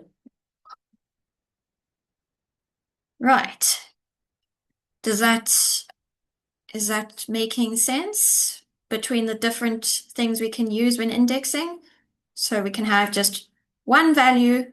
We can have a combine function that combines the exact rows or column numbers that we want to print or index. And we can also use the colon operator where you give the start and the end. And when you give the start and end, remember they're included. So if you say 1, 2, colon 5, it includes 1 and 5. Okay. Right. Is everyone okay with indexing at this point? Or please ask any questions that you may have around it.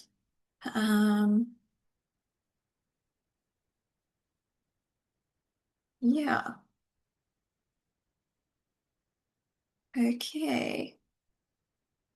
I think if we have no questions, then can we do another 30-minute break? So we come back at 11:15 and continue.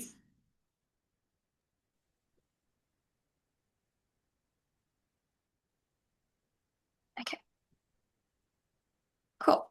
I will just put in the chat break until 11:15 a.m. Thank you. Enjoy your break. So in the meantime, if anyone has a question, you can just ask it now so that when we come back from the break, you're all caught up. Yes. Okay. And you can put it in the chat as well if you would prefer.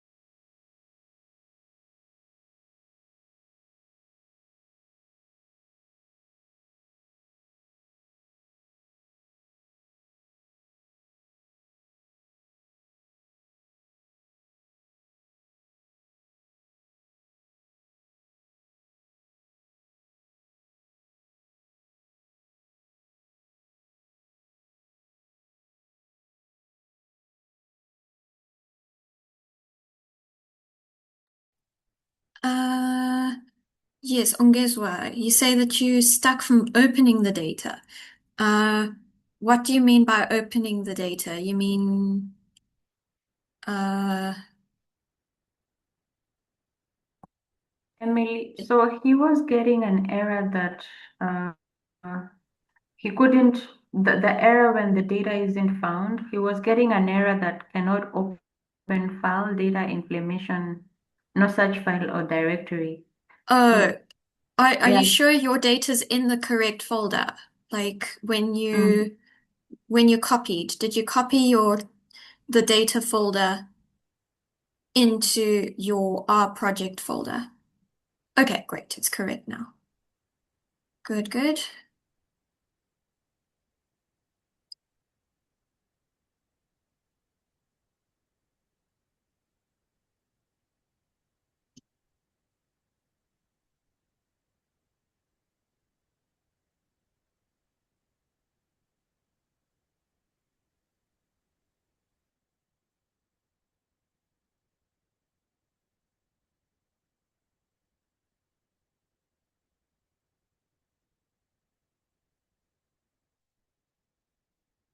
So Ongezo, what we've been trying to do for the past since morning was trying to access the different, well, at least from the data, is to try and access the different rows and columns using indexing.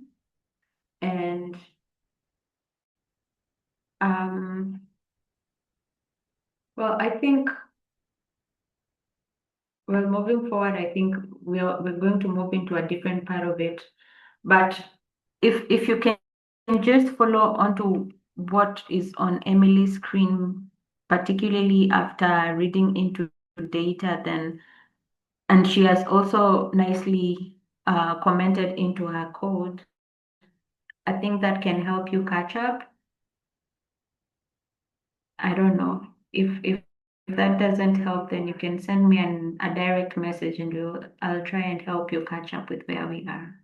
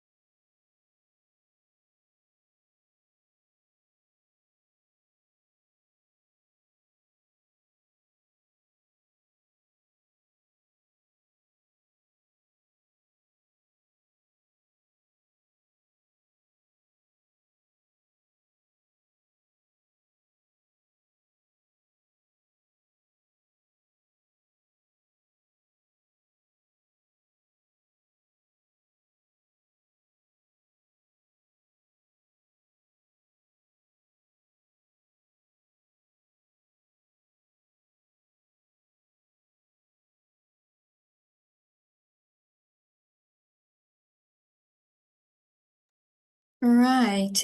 It is 11:15, and I see we have a question in the chat with going back to reading the CSV files. So this read.csv function.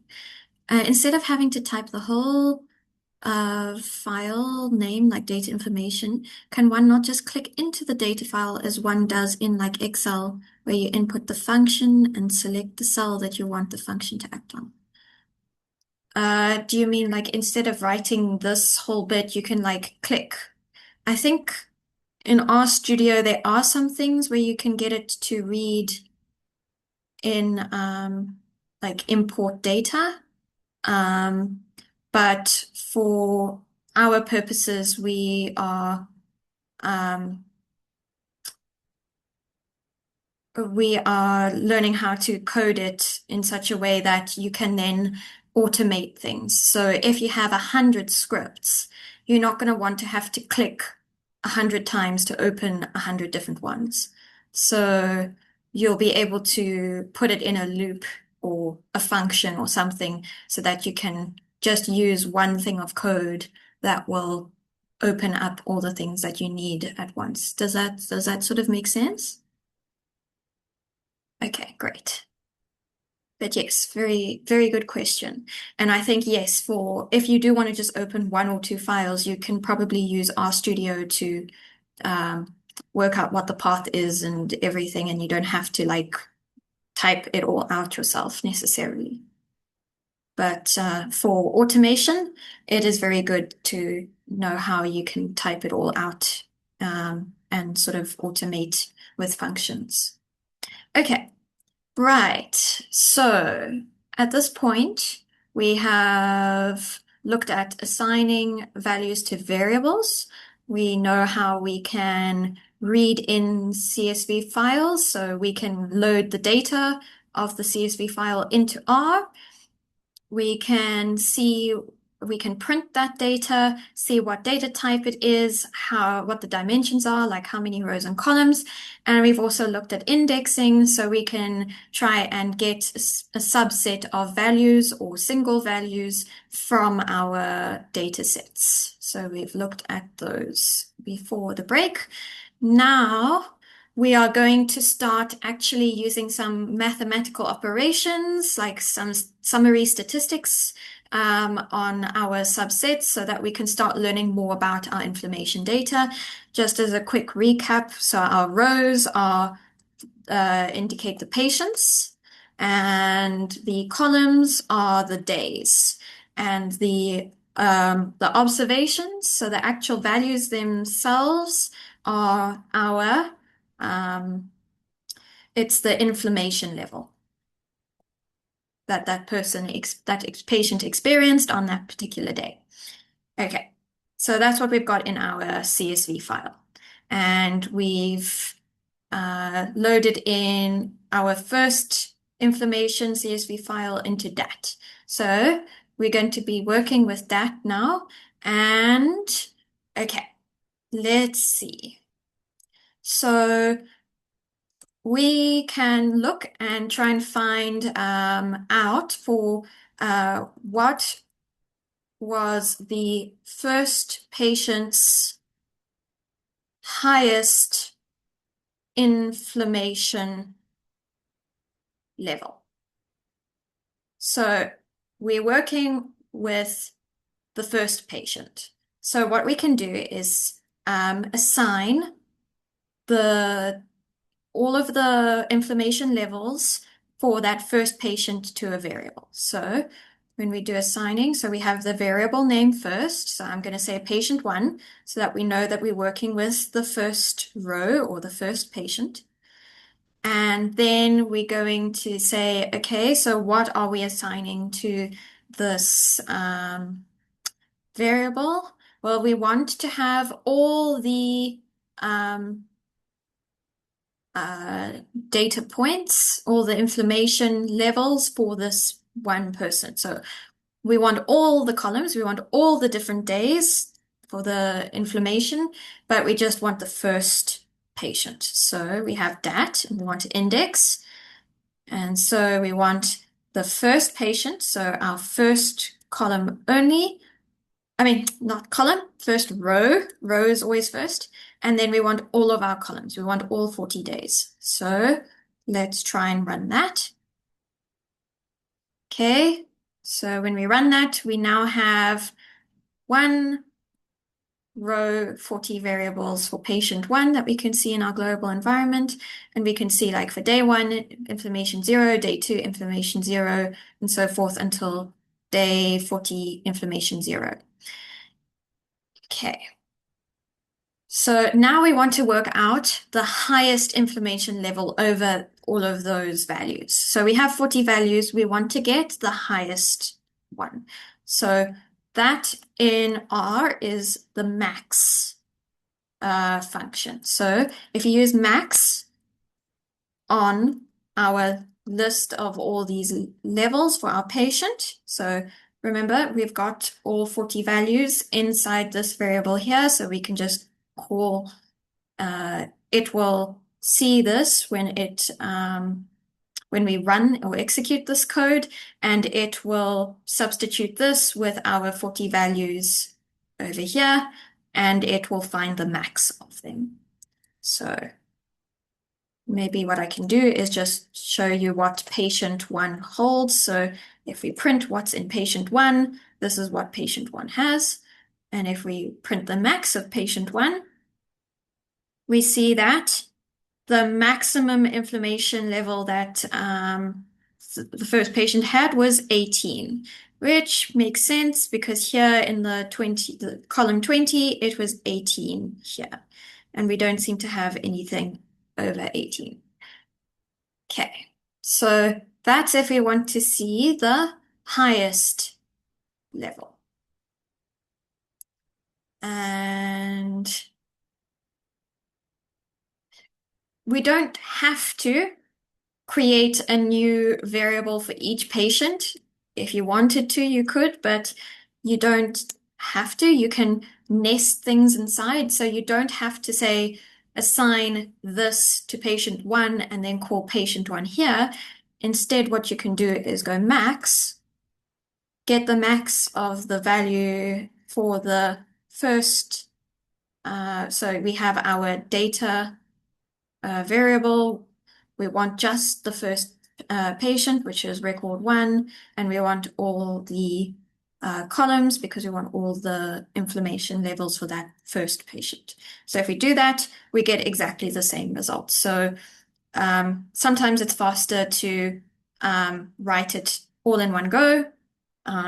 But again, it's sort of up to you as well. If you feel like you're not going to remember, then you can always do an assign.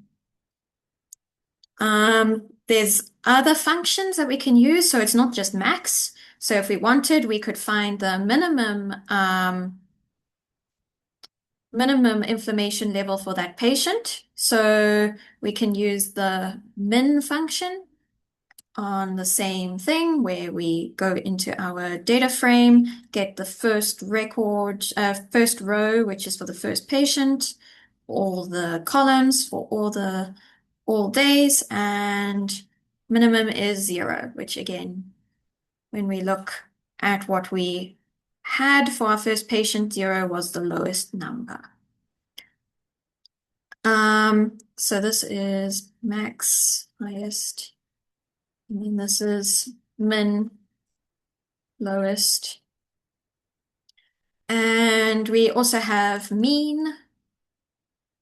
So we can do something like, okay, find the average, mean inflammation on day 7. So out of all their participants, their patients, what was their average inflammation mean on day 7? How do you think we can do that for patients?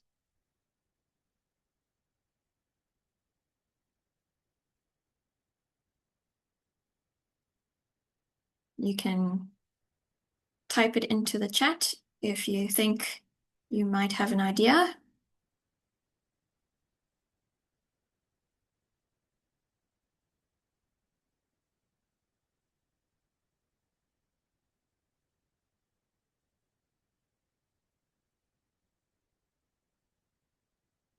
So I've got one there.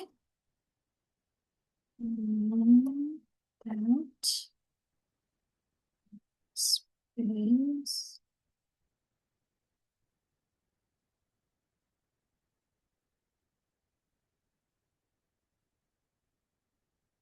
Okay, we can give that one a go. So we're saying here, we're looking at our data frame. We want all the rows because we're looking at all the patients, and we just want the information on the 7th day. So we get all those day 7 information values, and then the mean function is applied to those. So let's see. We get 3.8. There we go. So if we added all of the inflammation values together, divided by the number of patients, which is 60, we would get 3.8.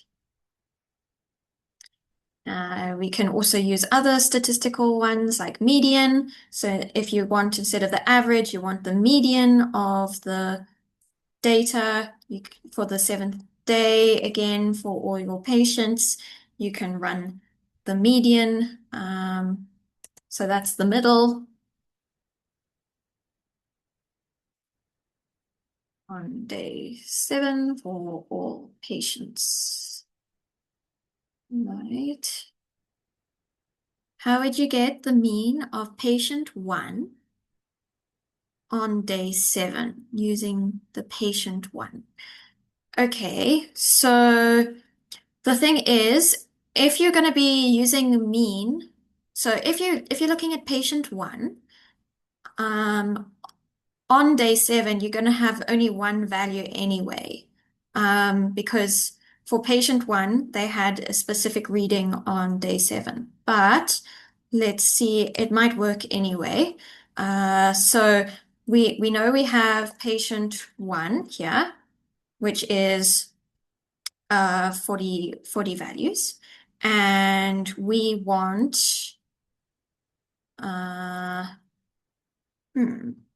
think we can index, I'm not sure, I'm more confident in Python.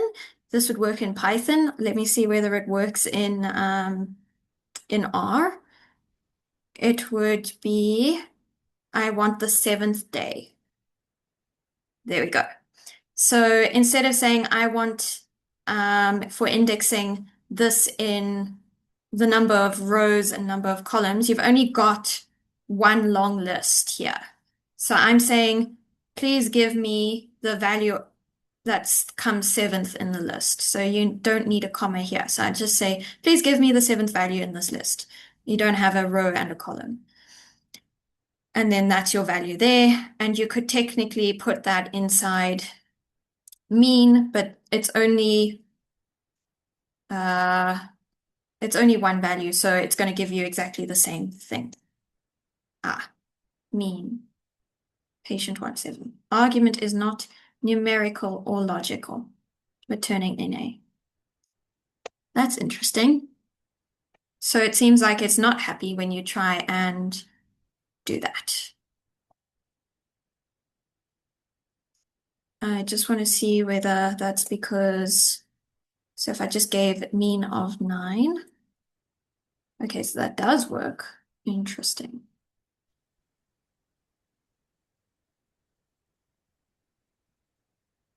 And if I give this day 7, I'm just assigning this to day 7. So if I have day 7 and I try and do mean on day 7, again, it's not happy because you've got one value in this sort of data frame still. So you have to be a little bit careful about what you can and can't do. But if there are any suggestions, I'm welcome to get any. Well, remember that it's only one value. So a mean Yeah. needs more than one value.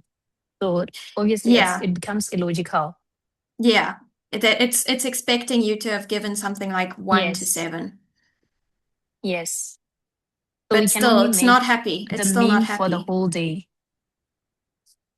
It's still not happy though. I'm just trying to work out why. Because we said that day 7 is for cutting. We have allocated the variable patient 1's day Yes, 7 so we've for got day patient 7. 1. So it's only one. Yes. No, but what I'm saying is it doesn't even work even if we do give it like the first 7 days. So if I print Oh, the 1 first to 7 7. day, yeah, and it still doesn't work. Argument is not numerical or logical. I think it's because yeah, I think it might be a bit What if we say mean mean, yeah. patient 1? Well, I'm going to do dat. I'm just going to check Yes. whether this is working. Dat Yes. 1, And then 1 1 to to 7. 7. Yes.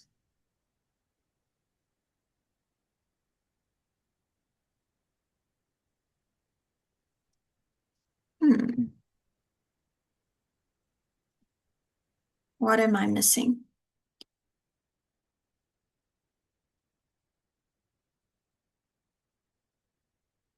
So it doesn't like it if you, no, something's gone wrong here. Okay. Dat. Okay. Yeah, that's fine. Mean dat. So that's fine. Median dat 7. So that's okay. But I'm telling it, please only look at, let me print what that 7 looks like compared to, okay, right. So this is a problem of types. So if I print that and then 1 to 7 here, okay. So when I print that 7, you can see here I have just 60 values, right? And there's no column name or row name or anything. So when you give this to the function mean, it's happy. Now, if we then index this way with 1 to 7, it doesn't give us that long list of, So, Emily, what I think is happening here is it's that, the typing. One yeah, plus is a data frame, the it's other is giving not. us, yeah, Yeah, yeah, because now the portion where you're saying it's giving you all rows and then the columns from the yeah, first to the second day. yes. So I'm going to check what the classes are now. And so this class is an integer type, and this class is a data frame. So mean, this function, like mean, median, all of those work on integer types. So it doesn't understand when we give it a data frame what's going on. I feel I may have confused people. So you would have to, it's best to then actually stay away from creating like specific um, uh, like you need to be very careful about what type you're working with. So if you're getting errors, you must try and investigate maybe, okay, I'm actually giving it something different than what I was expecting to give the function.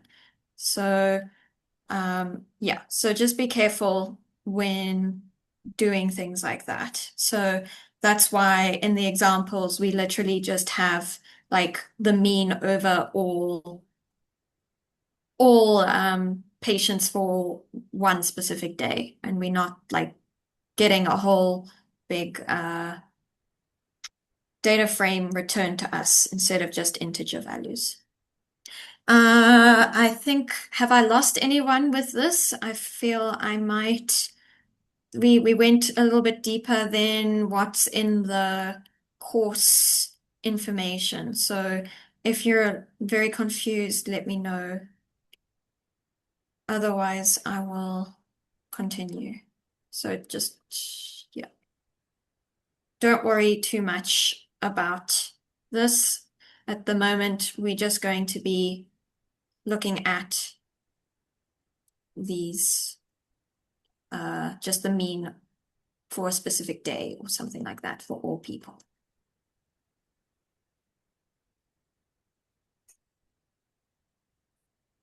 But yeah, very interesting question. And it also depends on what you're coding in as to how those sorts of things are handled. So R will be different to Python, which will be different to Java. So yeah.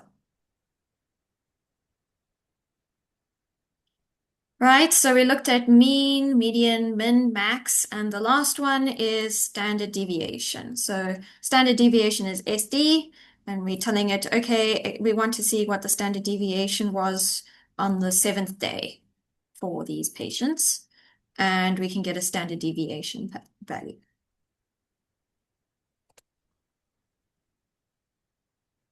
Okay.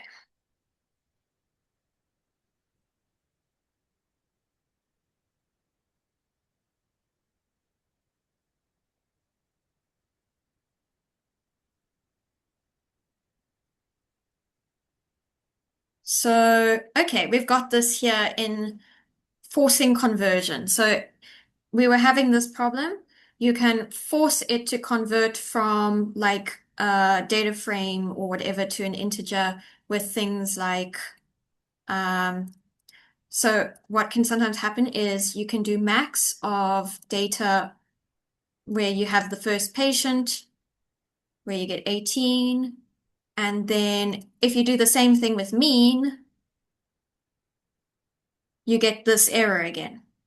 So the way you can get around that is using another function inside called as numeric. So basically it's forcing it to turn it into an integer set of integers instead of keeping it as a data frame. So mean data, sorry, not data, so mean. And then we're using this new function called as numeric. So this is going to say whatever's inside of this function, I'm forcing you to become integers, like a list of integers, instead of keeping it as data frames. So dat one space. And there we go. Suddenly we get a value. So you need to be careful when you're working with types. So yes, very, very good question. Okay. And if you don't want to have to run mean, median, max, min, all of that as separate functions, there's one nice function called summary, which does all of that together. So if we do summary for the data frame where we're looking at days 1 to 4 for our patients and run that, we can see the minimum for each column. So for column 1, minimum 0, first quartile 0, up to max 0, and then you can see how it sort of gives the summary statistics of minimum, median, mean, max, and then the quartiles. So if you want to quickly see a whole lot of information, that might be a nice one to remember with summary. Okay. So maybe we want to see now with our maximum inflammation. We want to see the max for every single patient, not just the first one or the fourth one. Or maybe we want to get the average inflammation for every single day from like 1 to 40. So when we want to do things like that, we can use a new function called apply. So if you want to know more about it, you can use something like this, the help function. So if you don't know, like, I don't know what apply does, then you can run this thing called help for apply. And as you see here, it comes up in the help area of RStudio. So this is saying, okay, it's a function. It applies functions over array margins, and it gives you the description, how you can use it, what all the arguments are. So you can, here at the bottom, you can get some examples that you can run as well. So for all the functions, or most of the functions in R, you can just do help, and then you can go and get information about what that function does and some examples at the bottom as well. So remember that that is always an option. So apply is going to help us repeat the same function over all of the rows or all of the columns. So instead of writing max for patient 1, max for patient 2, we can use apply, which will in one line allow us to get all of the max values for all the patients. So I'm going to give an example now for that. So remember, it's going to be the same as indexing. Rows are come first. Rows are first. Columns are second. And in this case, if we want to apply it over all our rows, we give it 1. And if we want to apply it along all our columns, we give it 2. So I'm going to give an example now. So we want to find the maximum inflammation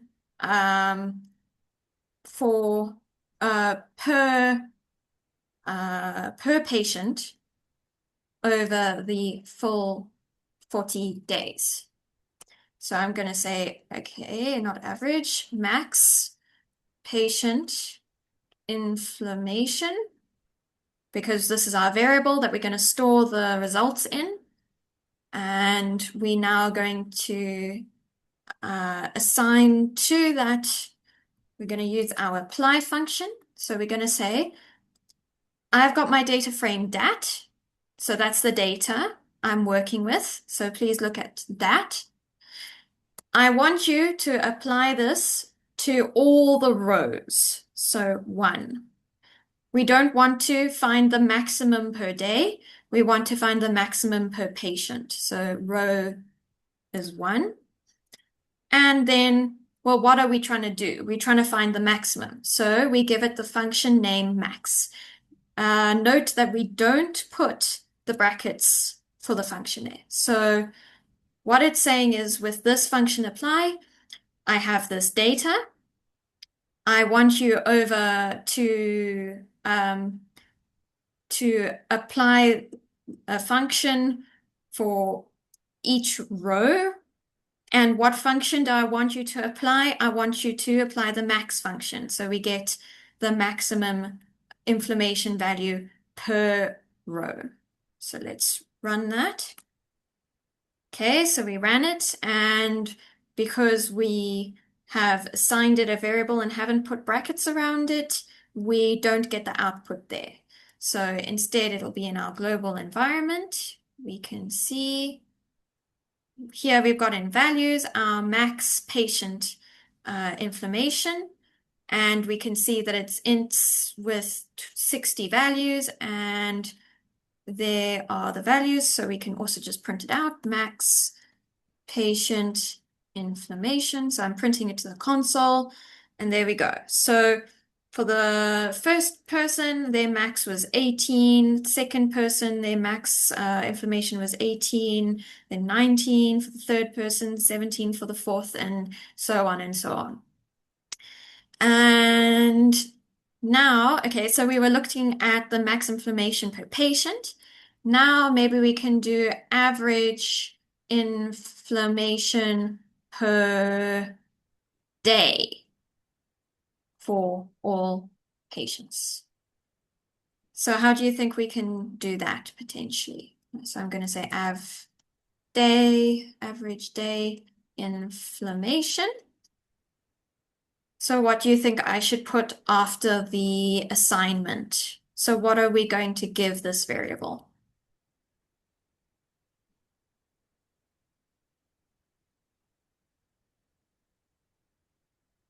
Mine came out with negative integers, not sure why. Did you run the thing exactly, like with dat1 and max? Okay, for the average day one, we got some apply, spelling apply.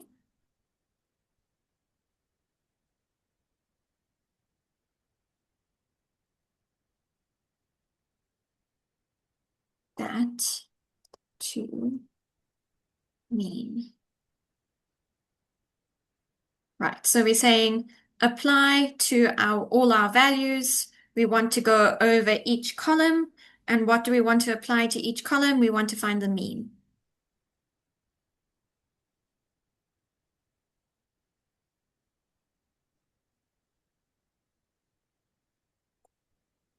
Okay. Average day inflammation. Let's see what we got. And there we go. We have like this average value per day. So on day one, average was 0 because everyone had no inflammation. Then day two, 0.45, and so on. Okay.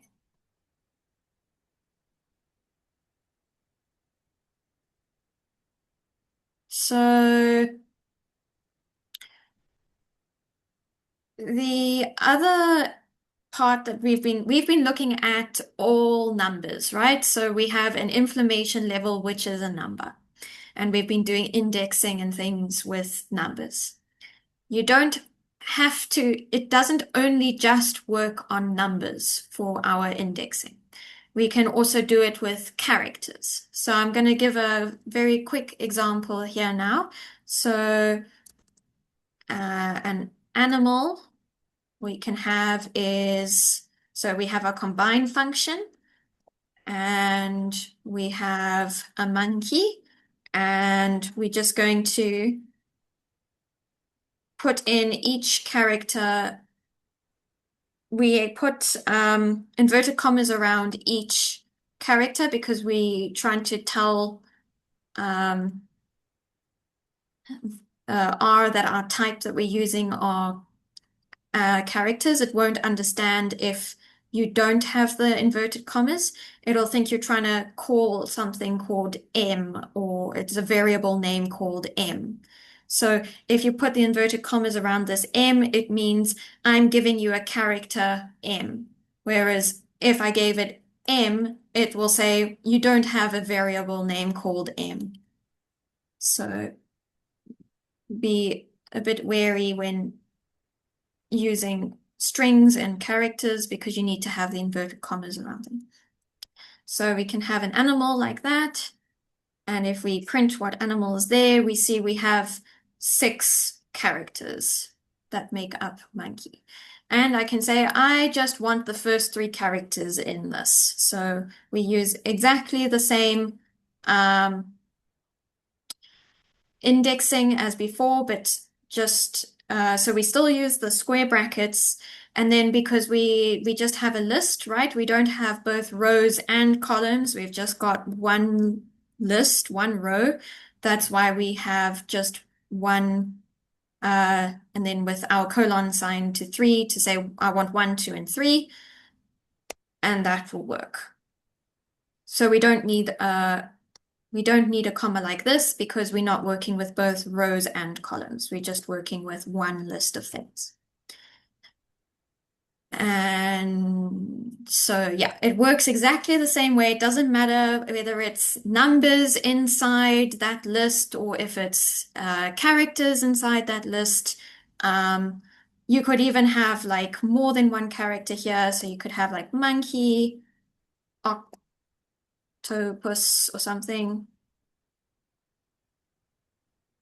It really doesn't matter. As long as it's a group of things, it will be able to index like numbers within that group or characters within that group or strings or whatever. Okay. Is everyone with me so far?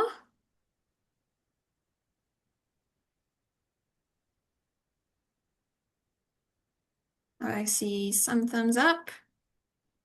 Please let me know if you're not with me. You can always raise your hand if there's something confusing. Okay.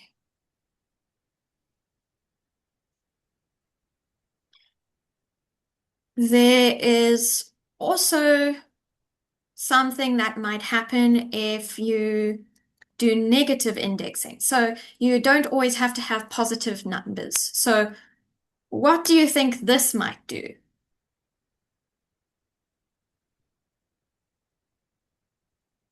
What do you think is it going to give me? If I say instead of give me the first element, if I say give me the negative first element. Yes, the last one. Let's see whether that works. It's not.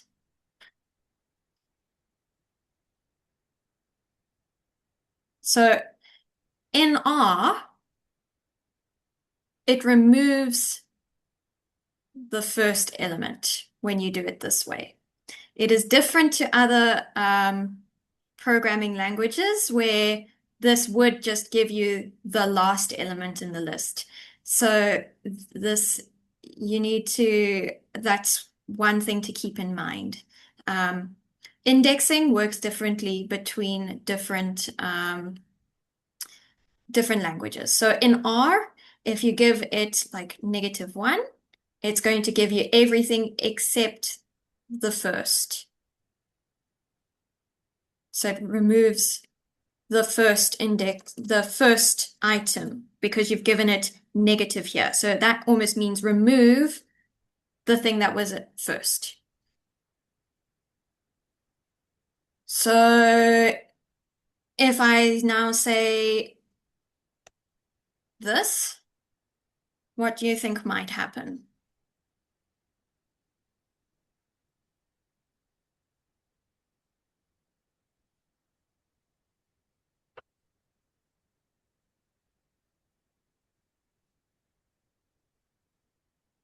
Anyone want to give it a go? Removes the first and the fourth. It does remove the first and the fourth, but remember we've also got this colon. So what does that mean as well? So remember when we're indexing, what does the colon operator do? It creates a range.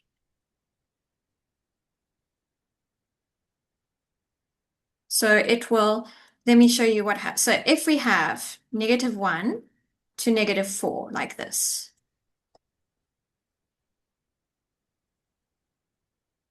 it prints out -1, -2, -3, -4. So it removes the first to the fourth, yes. So we only get E and Y at the end. So when you do negative indexing here, it means that you are removing each of the things at each index you give it. So -1 means remove at index 1, -2 means remove at index 2, and so on and so forth. Okay.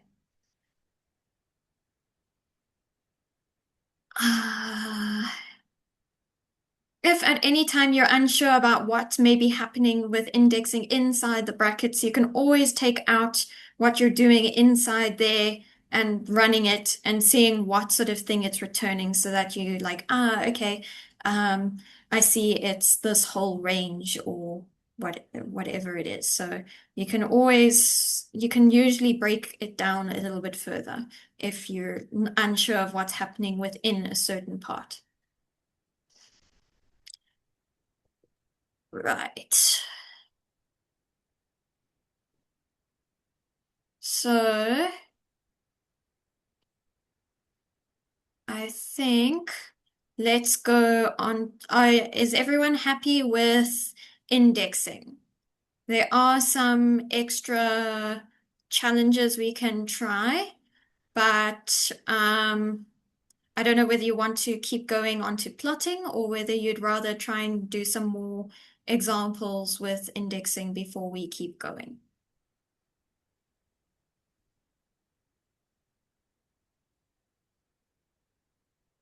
So, give a thumbs up if you want to do exercises.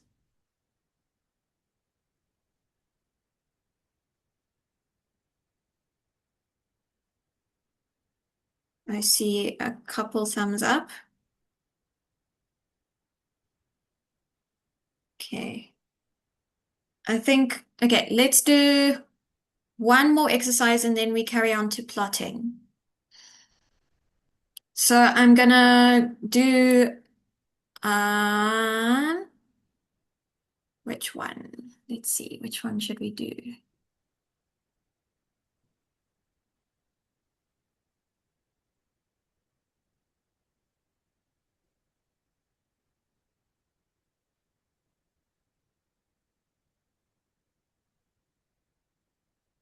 Um,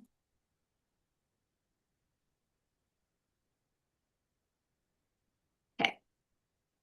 I would like to know what the mean inflammation is for patients one or patients ENTS 1 to 5 over the whole 40 days. Yes, that's number one. And second one, the mean inflammation for days 1 to 10 for all patients. So across all patients. And the mean inflammation for every second day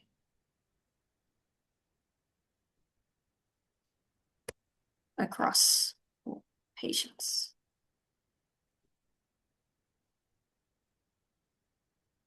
I think the third one is going to be a little tricky. Okay, yes. For the third one, there's a function called sequence, well, seq. So you might want to look at the help and see what sequence does. If you're familiar with other programming languages, seq is quite similar to range.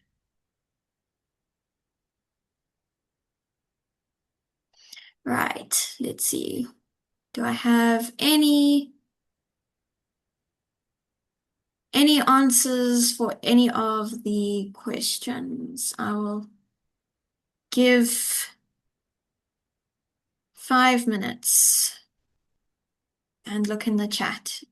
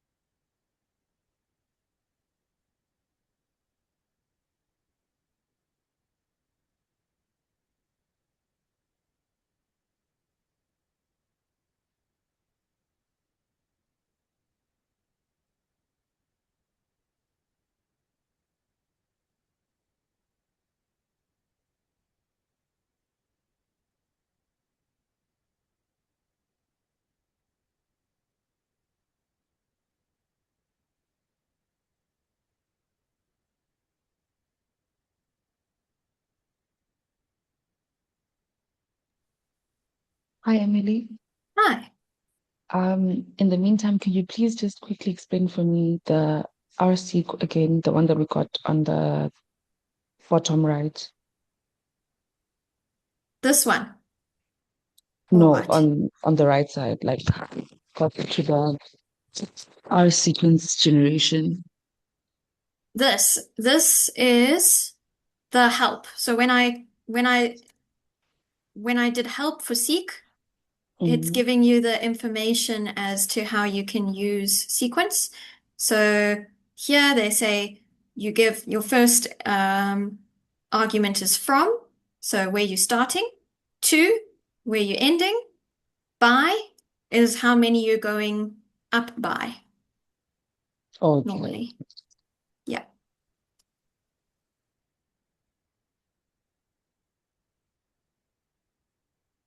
Or how much you're breaking it up into, like, yeah.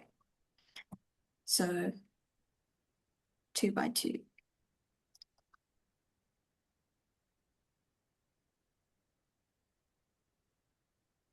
So I can say from 6 to 20, going up by 2. Does the same thing.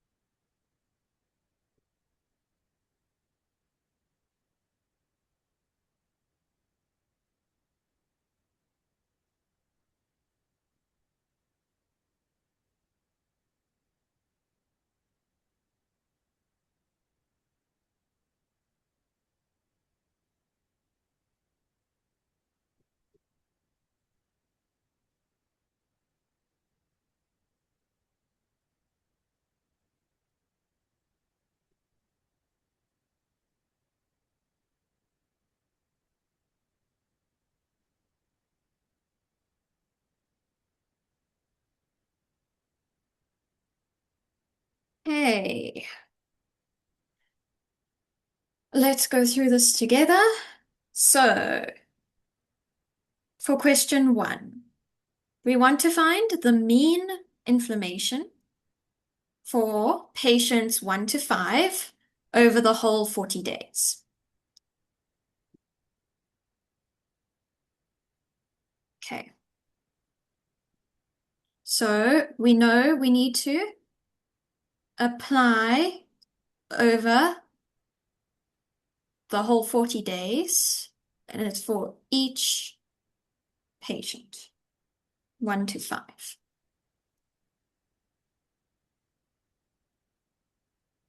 So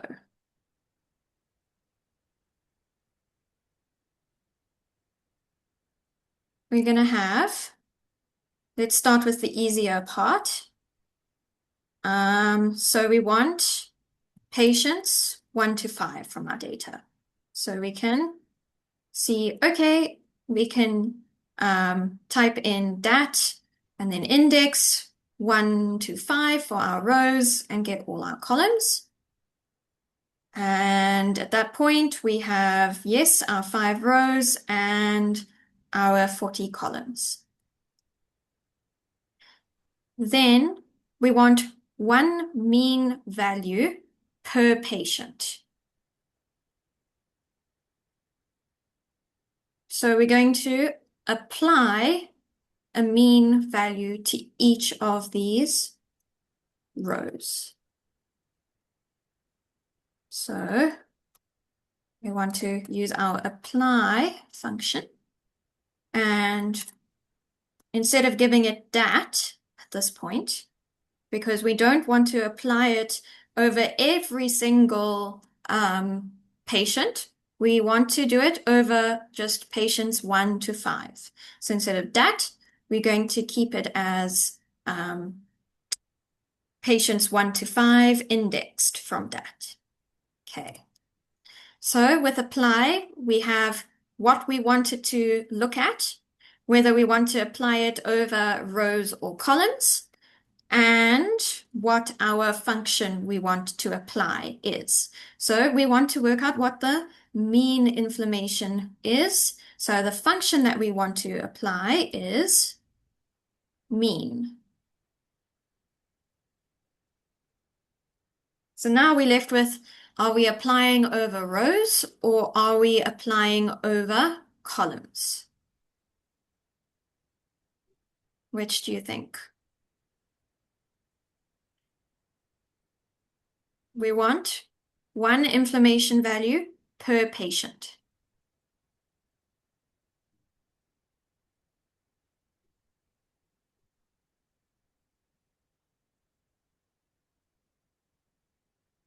I'm seeing rows over rows, rows. Okay, and then is that, which value do I give then? Because I can't write rows here. Which one? I see some ones. Okay, so let's see whether this worked. Okay, so we're applying over the data where we only have patients 1 to 5 for all 40 columns. And we're going over each row, so each patient, and getting the mean. Right, there we go. So for patient 1, their mean inflammation was 5.45, 2, 5.425, 3, patient 3 was 6.1, and so on and so forth. Okay, now question 2. The mean inflammation for days 1 to 10 across all patients. So what data are we working with? We know we have that, and we now want days 1 to 10 for all patients. So we want all our rows and days 1 to 10. So columns 1 to 10. Right? So we have 60 rows and 10 columns. So can anyone tell me how to finish off number 2?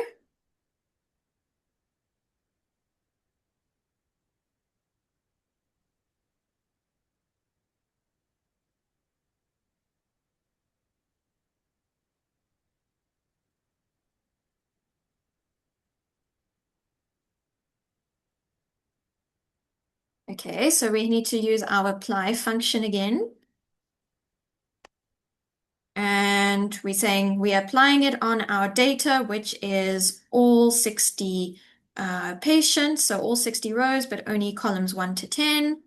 We want to find the mean inflammation over the days. Yes, so we're doing it by column. And we want mean. So we know that we want to use the mean function, not max or median or anything like that. So let's see what happens now. Right, and there we go. We have mean for the first day was 0, mean for the second day was 0.45, and there we are. Right. Now we have the last question, which is a little more involved, which is the mean inflammation for every second day across all patients. So, the slight challenge comes with working out how we get every second day. So every second day means we want every second column. So from our data frame, we can keep all of our rows, but now we want every second day. Is there anyone who would like to quickly have say what they thought maybe might work. So we want second day. So we want columns 2, 4, 6, 8, up to 40.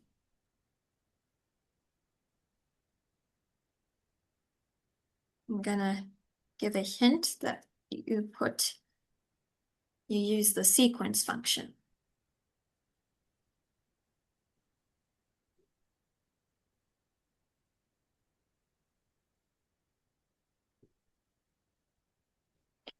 Okay, someone has done that.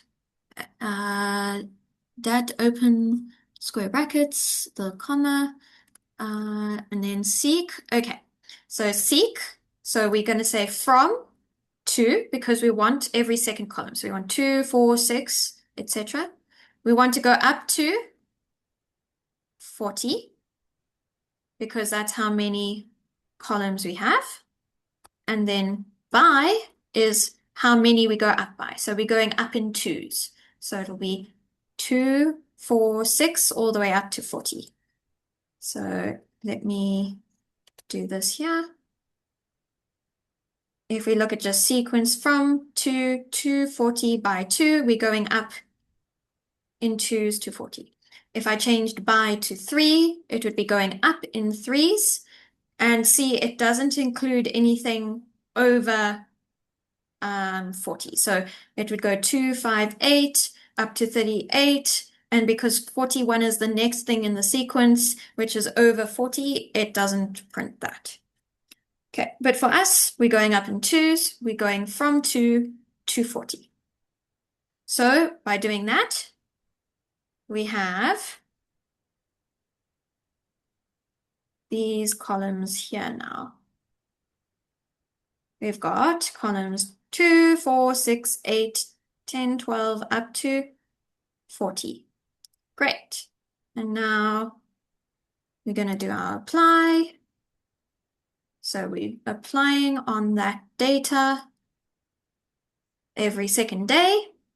And then we want the mean per day. So we're going per column. So we need number 2, and we're getting mean. So our last part is mean. And there we go. There we have the mean values for every second column. Right. Is there anyone who would like to go over any of the questions again, or got a little confused about maybe, oh, I'm not quite sure why we did sequence there, or why we had to use apply, or anything like that? Please, you can put up your hand and I will answer.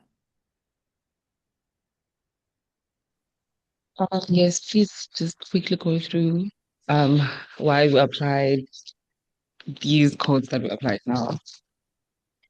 So do you mean the apply function itself, or what do you mean exactly? From the SIG, I got lost there. For sequence. So Yes. question number 3. Yes. Is that okay? So when we did our normal indexing, right? We had 3 different ways of doing it. We could either just give one value, which meant you'd just get one column back, or you could use the combine function, where you'd have to list every single column that you wanted or row that you wanted, or you could use the colon operator to go from one place to another place, but it had to be from one column to a certain column or row, but it had to be continuous. So it had to be one by one. So 1, 2, 3, 4, 5, etc. So this third question was asking for every second day. So you could have maybe written up, I want to combine 2, 4, 6, 8, 10, 12, 14. But you see, that takes a very long time to write it out. Imagine if you had to go from column 2 to 200. You don't want to be writing out all of those numbers, 200 of them, to be able to get every second column. So instead, we use this function called seq for sequence. And sequence is a function that you give it three main arguments. So the first argument is called from. So that's saying, I want you to start at this number. So I said from 2, so it knows the sequence is going to start at 2. Then the second argument is to. So to means up until what point do you want me to make the sequence for? So we had 40 columns, so we said up to 40. So if you had 1,000 columns and you wanted to get every second column, then you would put 1,000 there at 2. And then by is how many we go up by. So if you do by 1, then it's going to literally just go 2, 3, 4, 5, 6. It's adding 1 each time. If you go by 2, then it's adding 2 every time. If you do by 3, it's adding 3 every time until it gets to that ending number, and it makes a sequence of it. I see. If we wanted to do a sequence for a specific number of patients, e.g. the first 20 patients, would we use 1 to 20 in the blank space? So if you wanted to do a sequence, so do you mean use the sequence function? Or because if you just want the first 20 patients, you can just use the normal operator of 1 colon 20, because it's just going to go up by 1. That's like how it will go from 1 to 20 up by 1.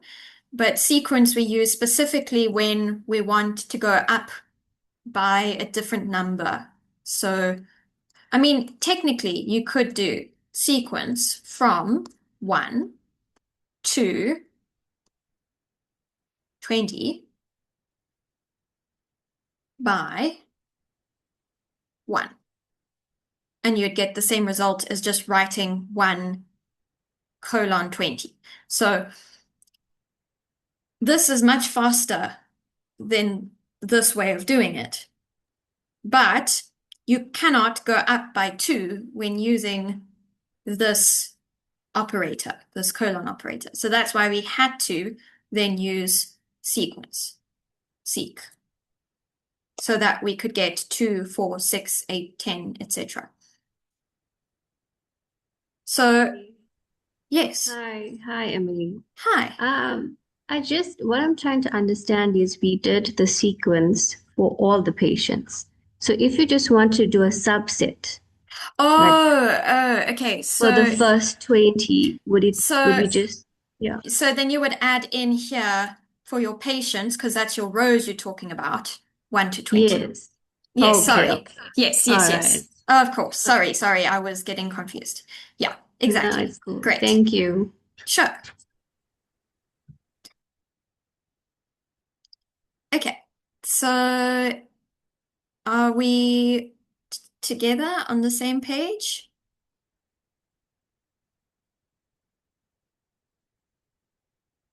Should I explain? So we use the sequence here, 2, 4, 6, 8, 10, to say we want these column numbers. And then it's exactly the same after that. So instead of using this, we just got our sequence of numbers a slightly different way.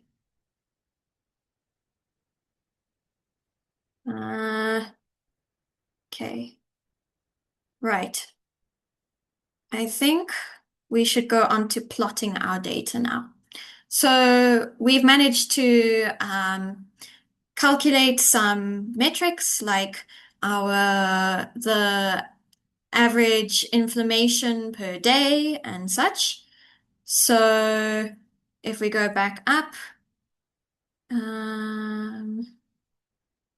so we have our max patient inflammation, we have our average day inflammation. So now maybe we want to actually see what that looks like.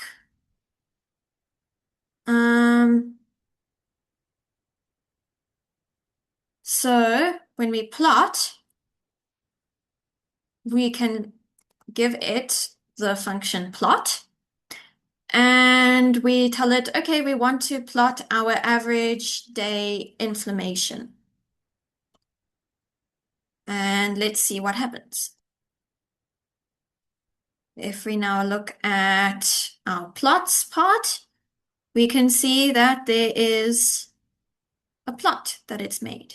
So it's labeled both axes. So it's told us the index. So index is each column.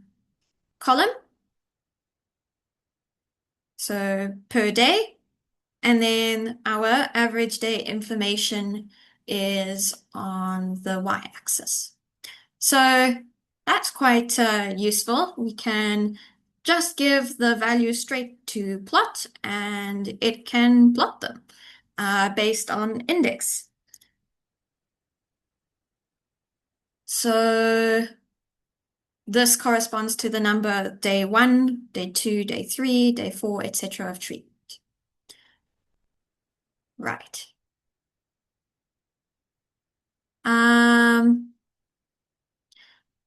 Now let's work out the maximum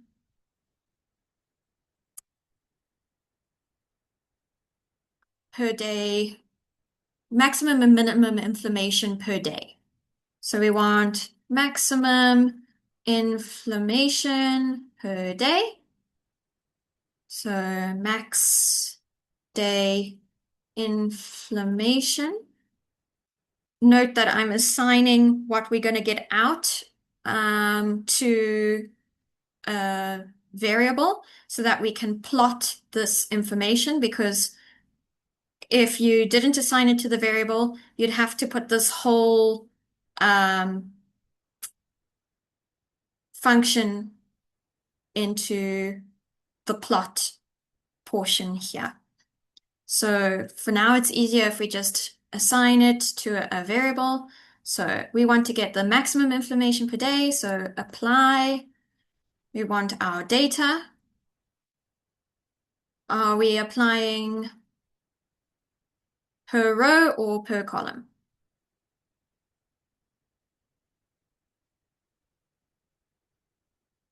Okay, I'm getting some questions.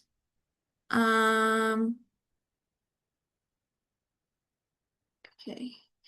How do I know which packages to download prior to the analyses? So it depends what data you're going to be working with.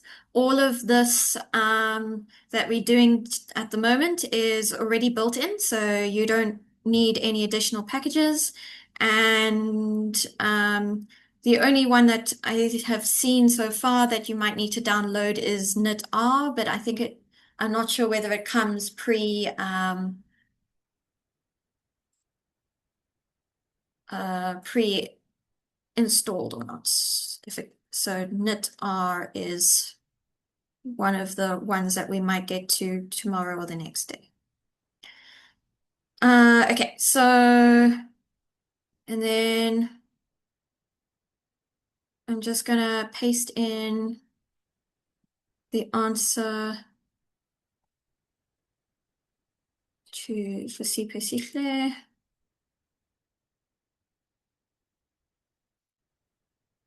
Would be this.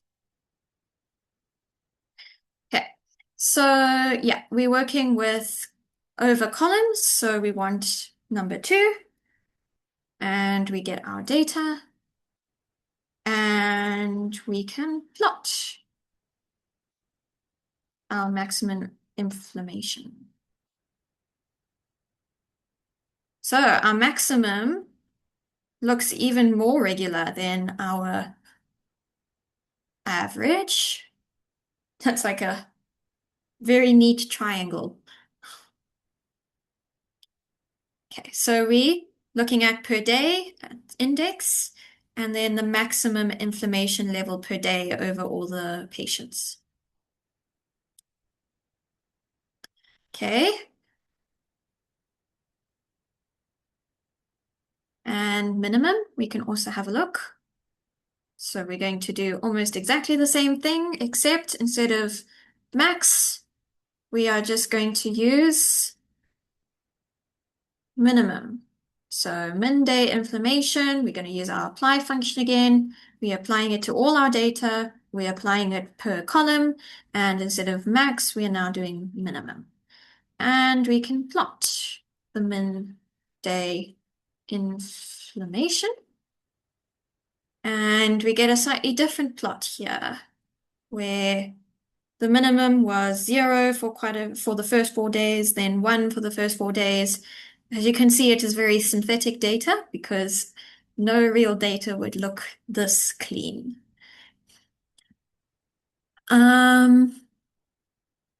Right. Is everyone okay with plotting simple plots using what we've just done, where you can find a maximum or a minimum or a mean and using the plot function? I'm seeing a couple thumbs up. Okay. All right.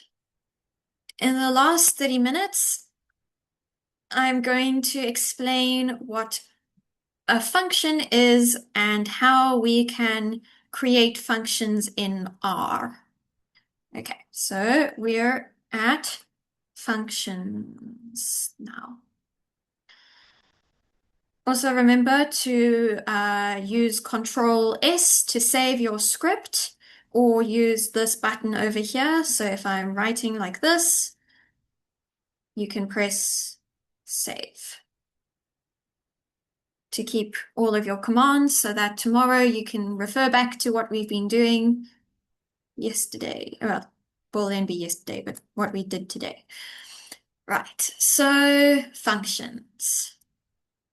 So I'm going to, we use functions because if you're just working with one data set and you want to just see what the minimum is or the maximum is, or do one quick little conversion, it's not that difficult to just write that conversion once, apply it to just that data set, and you're good to go.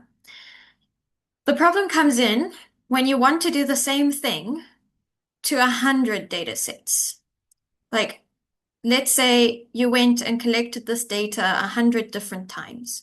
You don't want to have to write the same line every single time for each data set. That's going to get very tedious. So what we do is we create something called a function so that we can repeat operations with one command,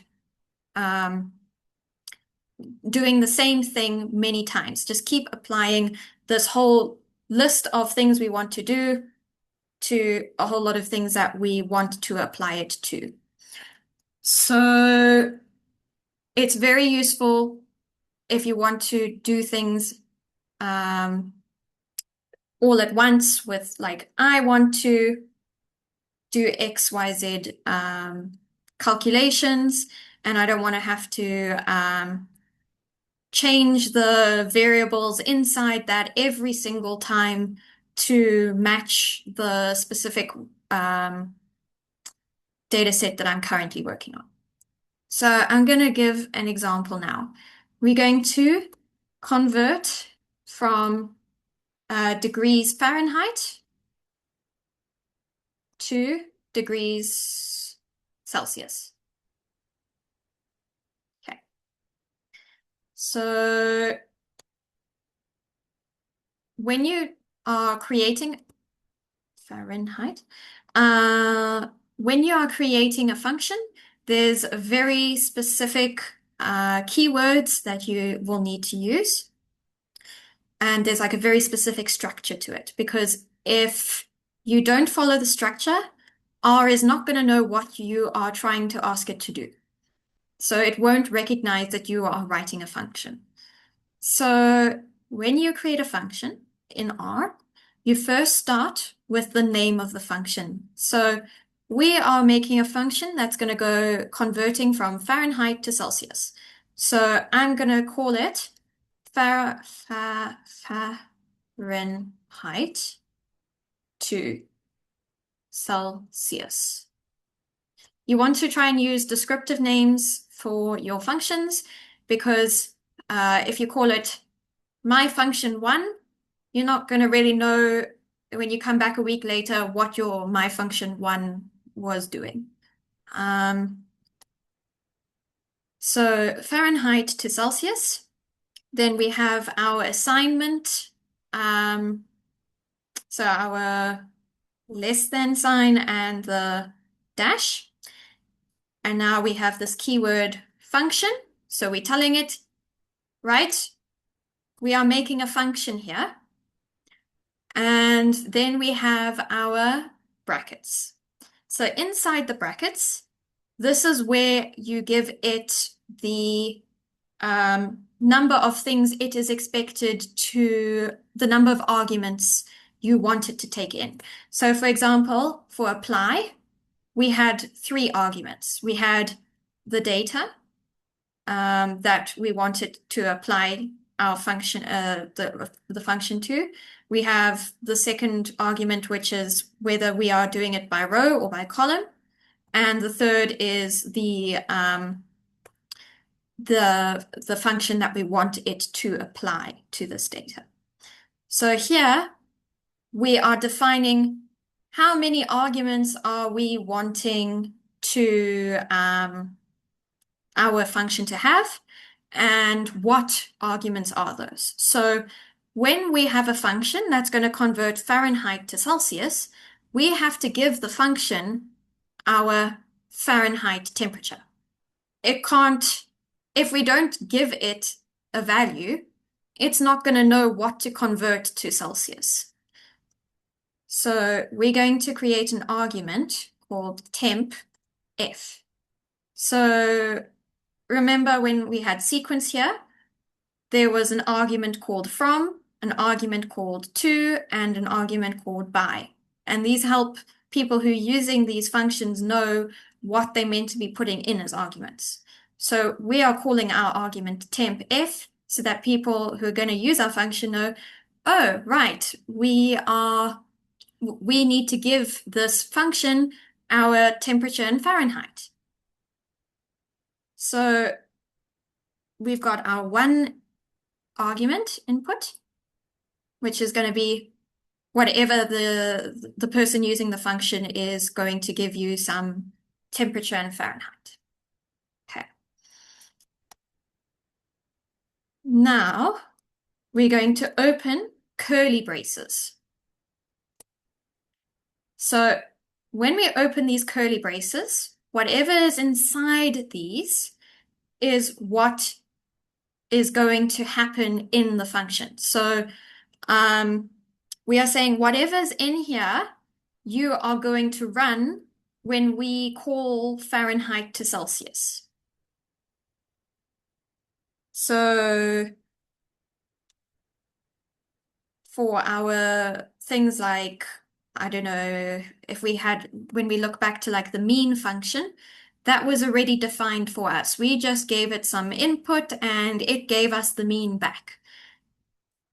We are now in this block between the curly braces saying, this is how I want you to calculate what I want you to do. And so the function actually does something.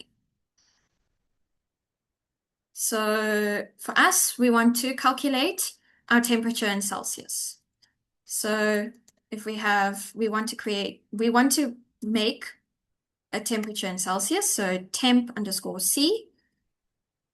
So we want to get a temperature in Celsius, and we can do that by having our temperature in Fahrenheit, and we minus 32, and we times that by 5/9. That is the conversion.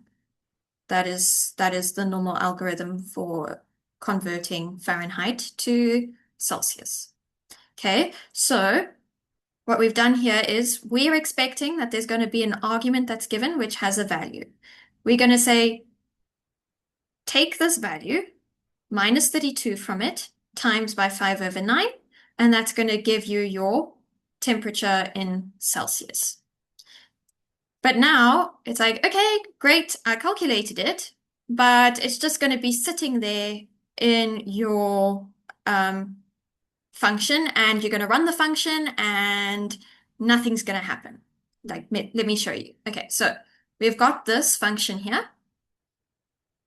I can now call it. So here is what we call defining a function. We are saying, this is how my function Fahrenheit to Celsius is going to work.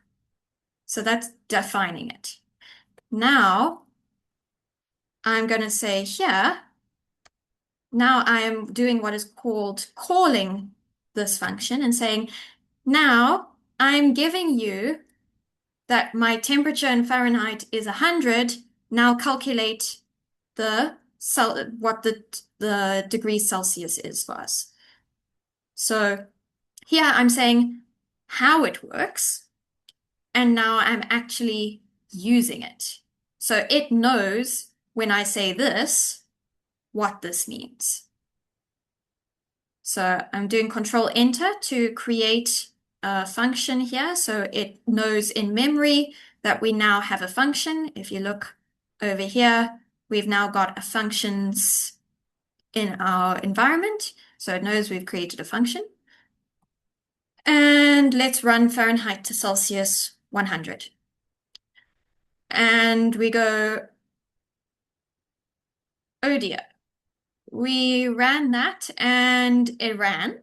Like, we see that we've run this, but nothing came back. There's something very important in a function, which is called returning the value. So if you want to get something back after your function, after you've calculated it in your function, you have to return it back so that when you call it, it like gives you back the output. Otherwise, it's just going to just sit there in your function and you're never going to see it again. So you need to include in your function that you're returning what you want returned. So I'm returning the calculated temperature in Celsius because that's what we want back from the function. I want to get the degrees in Celsius. So let's try that again now with our return. And right, now that we've run Fahrenheit to Celsius, we now get this output coming out, 37.7778.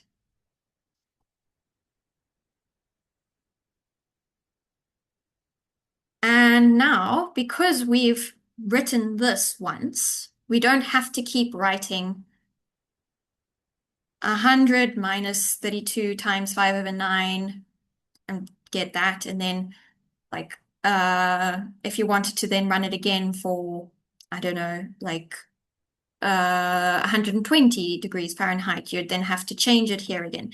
You can just call this function as many times as you would like. I can say Fahrenheit to Celsius. Now I want to do 120, and it does it for me. And this one's quite short. We've only got 2 lines inside our curly braces, but functions, you can put hundreds of lines of code in there if it means that there's some sort of complicated set of equations that you need it to run for. And then you can just call it once each time with the necessary input. So if I didn't give it an argument, like, okay, I want to run Fahrenheit to Celsius, it says error. You're missing your argument. Because it's like, I don't know what degrees Fahrenheit you want me to convert. Like, I can't pull it out from thin air. sort of what it's saying. Um, so yeah, we have this section where we define what our function does because we're telling the computer, well, we're telling R, I want a function. I want the user to give an input. And the way you use this input is you minus 32 from it, times by 5/9, and you get this value. And please return that value, which is the temperature in Celsius. And then you've defined it there, but nothing happens because you haven't said what it is you want to run. So here is where you call it, like, I want to use you now. I want to use this function I made, Fahrenheit to Celsius, and I want you to calculate what 100 degrees Fahrenheit is in Celsius, and it will run. Right. I assume there will be questions. Yes. If we have multiple inputs, do we have to call the function each time, or can we separate the values by commas and run it once? So when you run it, when you define it like this, it's expecting one argument. So if I do 100 and 120, it tells me you've given me too many arguments. I don't know what you're talking about. Let's try with the space as well. Yeah, you see it's now like, oh, I don't even know what you're talking about there at all. So when you give it Fahrenheit to Celsius, it will expect just one input. But the way you can get around that, I believe, is you can use your apply function. So I want to apply it to 100, 120, and 140. Remember, this is one way you can get a list of values. And I wonder if this is going to work. I have the feeling it might not actually. And then I want to apply Fahrenheit to Celsius. I'm not sure if this is going to be happy because we don't have this is a list, not a data frame. But let's see. Yeah. Dimensions must have a positive length. So there's going to be another function probably where you can just give it a list. But the easier thing is actually to loop. So you're going to have your list, and then you say, for each thing in my list, apply this with that list, and then you should be able to get them. But yes, so you can't, if you have multiple inputs, you can't just separate them by commas and run it once like that. Does that answer your question?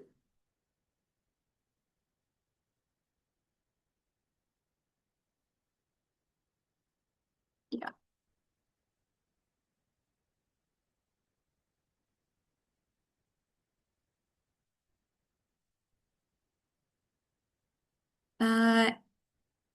Any other questions? This is the first time maybe for some of you that you've seen functions before. It can be a little confusing at first. If you have any questions about like, oh, why do you define it first and then call it, or why, you're more than welcome to ask.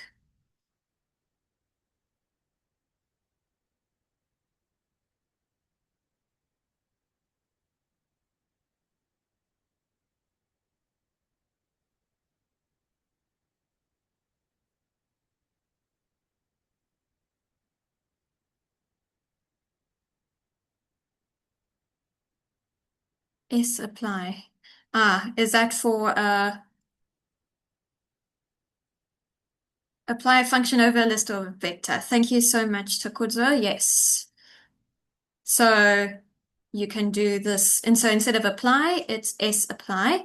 So then we can say 100, 120, 140.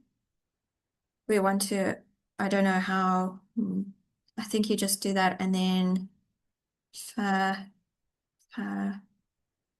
to Celsius. There we go. So with sapply, you don't say whether it's over rows or columns because it's just over one list. And then it literally, to each thing in that list, it applies the function. Thank you very much. Yeah, that's what you can do. Yeah. Right.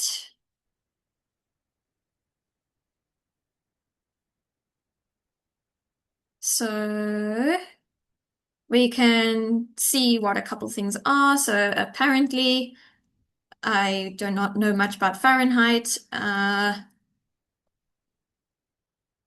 The freezing point is 32.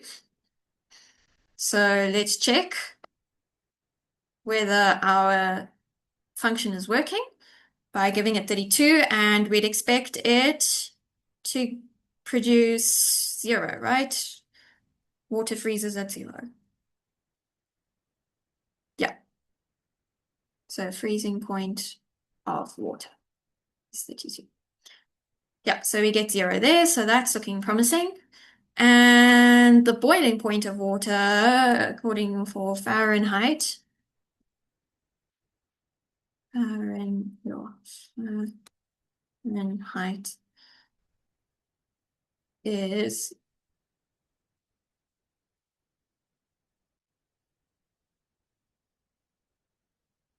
212. 212. So Fahrenheit to Celsius, 212. Yeah, get 100. So it seems like our function is working because we get the expected output that we want. Okay, we've got 10 minutes left. I'm not sure if we have time to try another function. I think what we're going to do is we're going to carry on tomorrow with creating a function which is Celsius to Kelvin. So that will be the temperature in Celsius plus 273.15. So if you'd like to, you can maybe think about maybe how you can create a function, Celsius to Kelvin, that will convert from Celsius to Kelvin, if you would like. But we will go through it. That will be what we start with tomorrow, I think. Rehema, I think let's not do it. I think it would be best. Yeah, Yeah. we can just do the rest of it tomorrow because we just have 10 minutes now. Yeah. Yeah. So if anyone needs something cleared up or a recap of something, maybe they can put it in the chat and then we can go through it. Through it again. Yeah. Mm.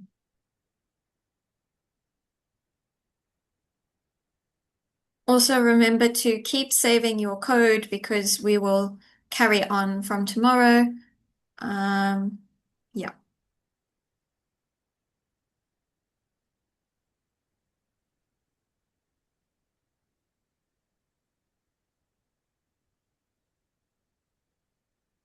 Hi, Emily. Hi. So I did put in the code, but when I tried, it just said could not find function. What, Fahrenheit to Celsius? Yes, Did you define your function first? Did you do Fahrenheit to Celsius with yes, the yes. full, and did it run okay? And are you sure that you've spelt it exactly the same way? Because if you're not calling it with exactly the same spelling, it's not going to know what you're talking about. Oh, So okay. if you like mix the H and the R around or something, then it'll be like, I don't know what function you are talking about. Okay. Thank you. So, I'll check this out later because I have a meeting right now. okay, Okay. Thank you very much. sure, no problem. Okay, hi, I define my function as follows. Fahrenheit to Celsius with a function temp F, temp C. Are you sure you reran the function, defining it? So if you go to the bottom curly brace, make sure that you've I don't know whether you ran it before we put the return temp C in, because it might just have the old version where we didn't have return temp C in yet. I'm not sure. If that doesn't work. Sorry, hi Emily. Fahrenheit. Oh yes, it's the Yeah. spelling again. There's an H. FAH. Oh, shoot. Okay, thank you. Yeah. Yeah. Thank you, Takudzwa. Yeah. I think sometimes it's easier to just copy like from the function itself and then just pasting it. That way you just like, limit the amount of errors you can encounter. You can also start typing like FAH and then it should come up in the bar and you can just click on it and it will do the full function name. So if I do like tab. you can also use tab as well. If you like using Yes. tab, then you can use tab as well. But you can also just click on it if you're like not sure. Especially when there are multiple names, like if you're going to have Fahrenheit to Celsius and Fahrenheit to Kelvin as well, then you'd have to probably work out which one if you tab. Anyway, don't worry about that. Yes, you can use tab and you can click on it. Right. More questions? We're expecting questions. It's always functions are always a little bit confusing to begin with.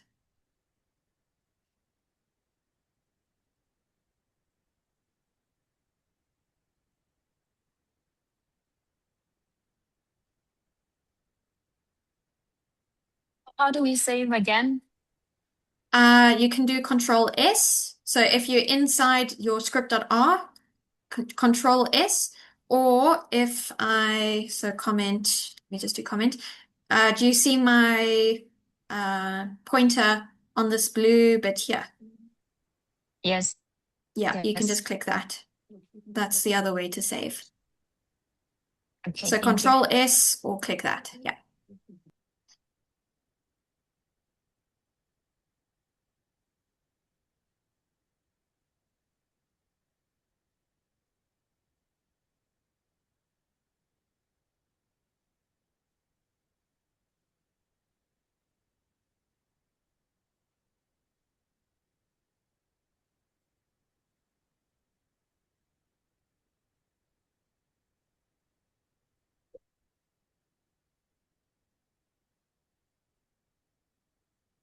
Right. Any more questions? This is the time to ask. You're also welcome to ask tomorrow morning and go, I went over the concept and this now doesn't make sense at all. Or you're always welcome to do that as well, since we'll also be carrying on with R tomorrow. So maybe it's like in the moment, it's like, oh, yes, I know what I'm doing. And then you look at it again and go, actually, why did we do it like this? You're always welcome to ask again tomorrow morning.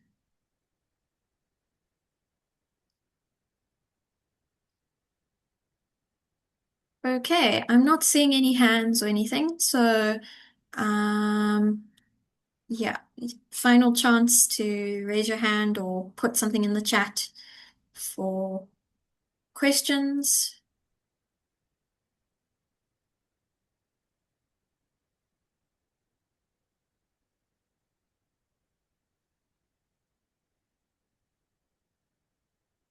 Right. Okay. Then I think that will be the end of our session. Thank you very much for coming.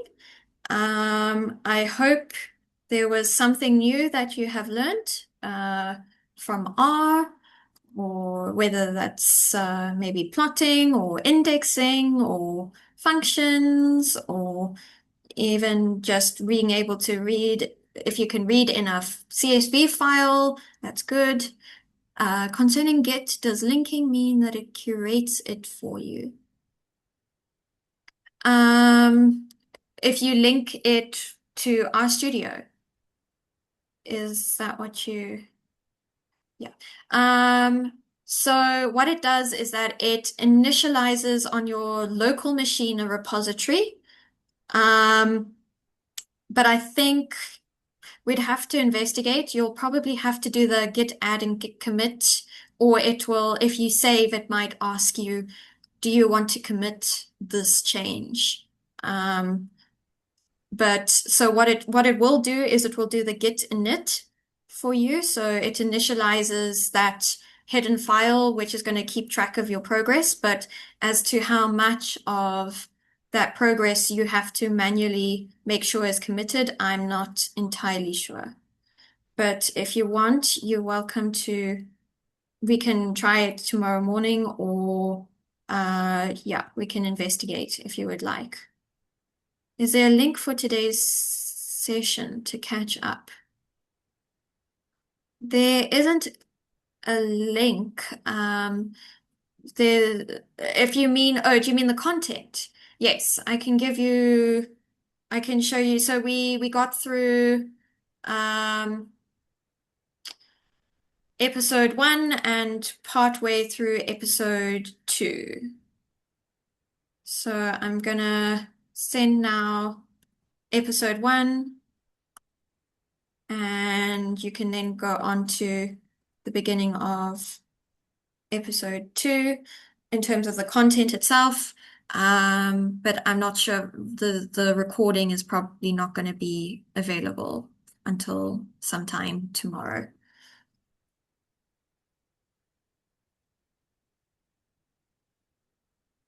Right.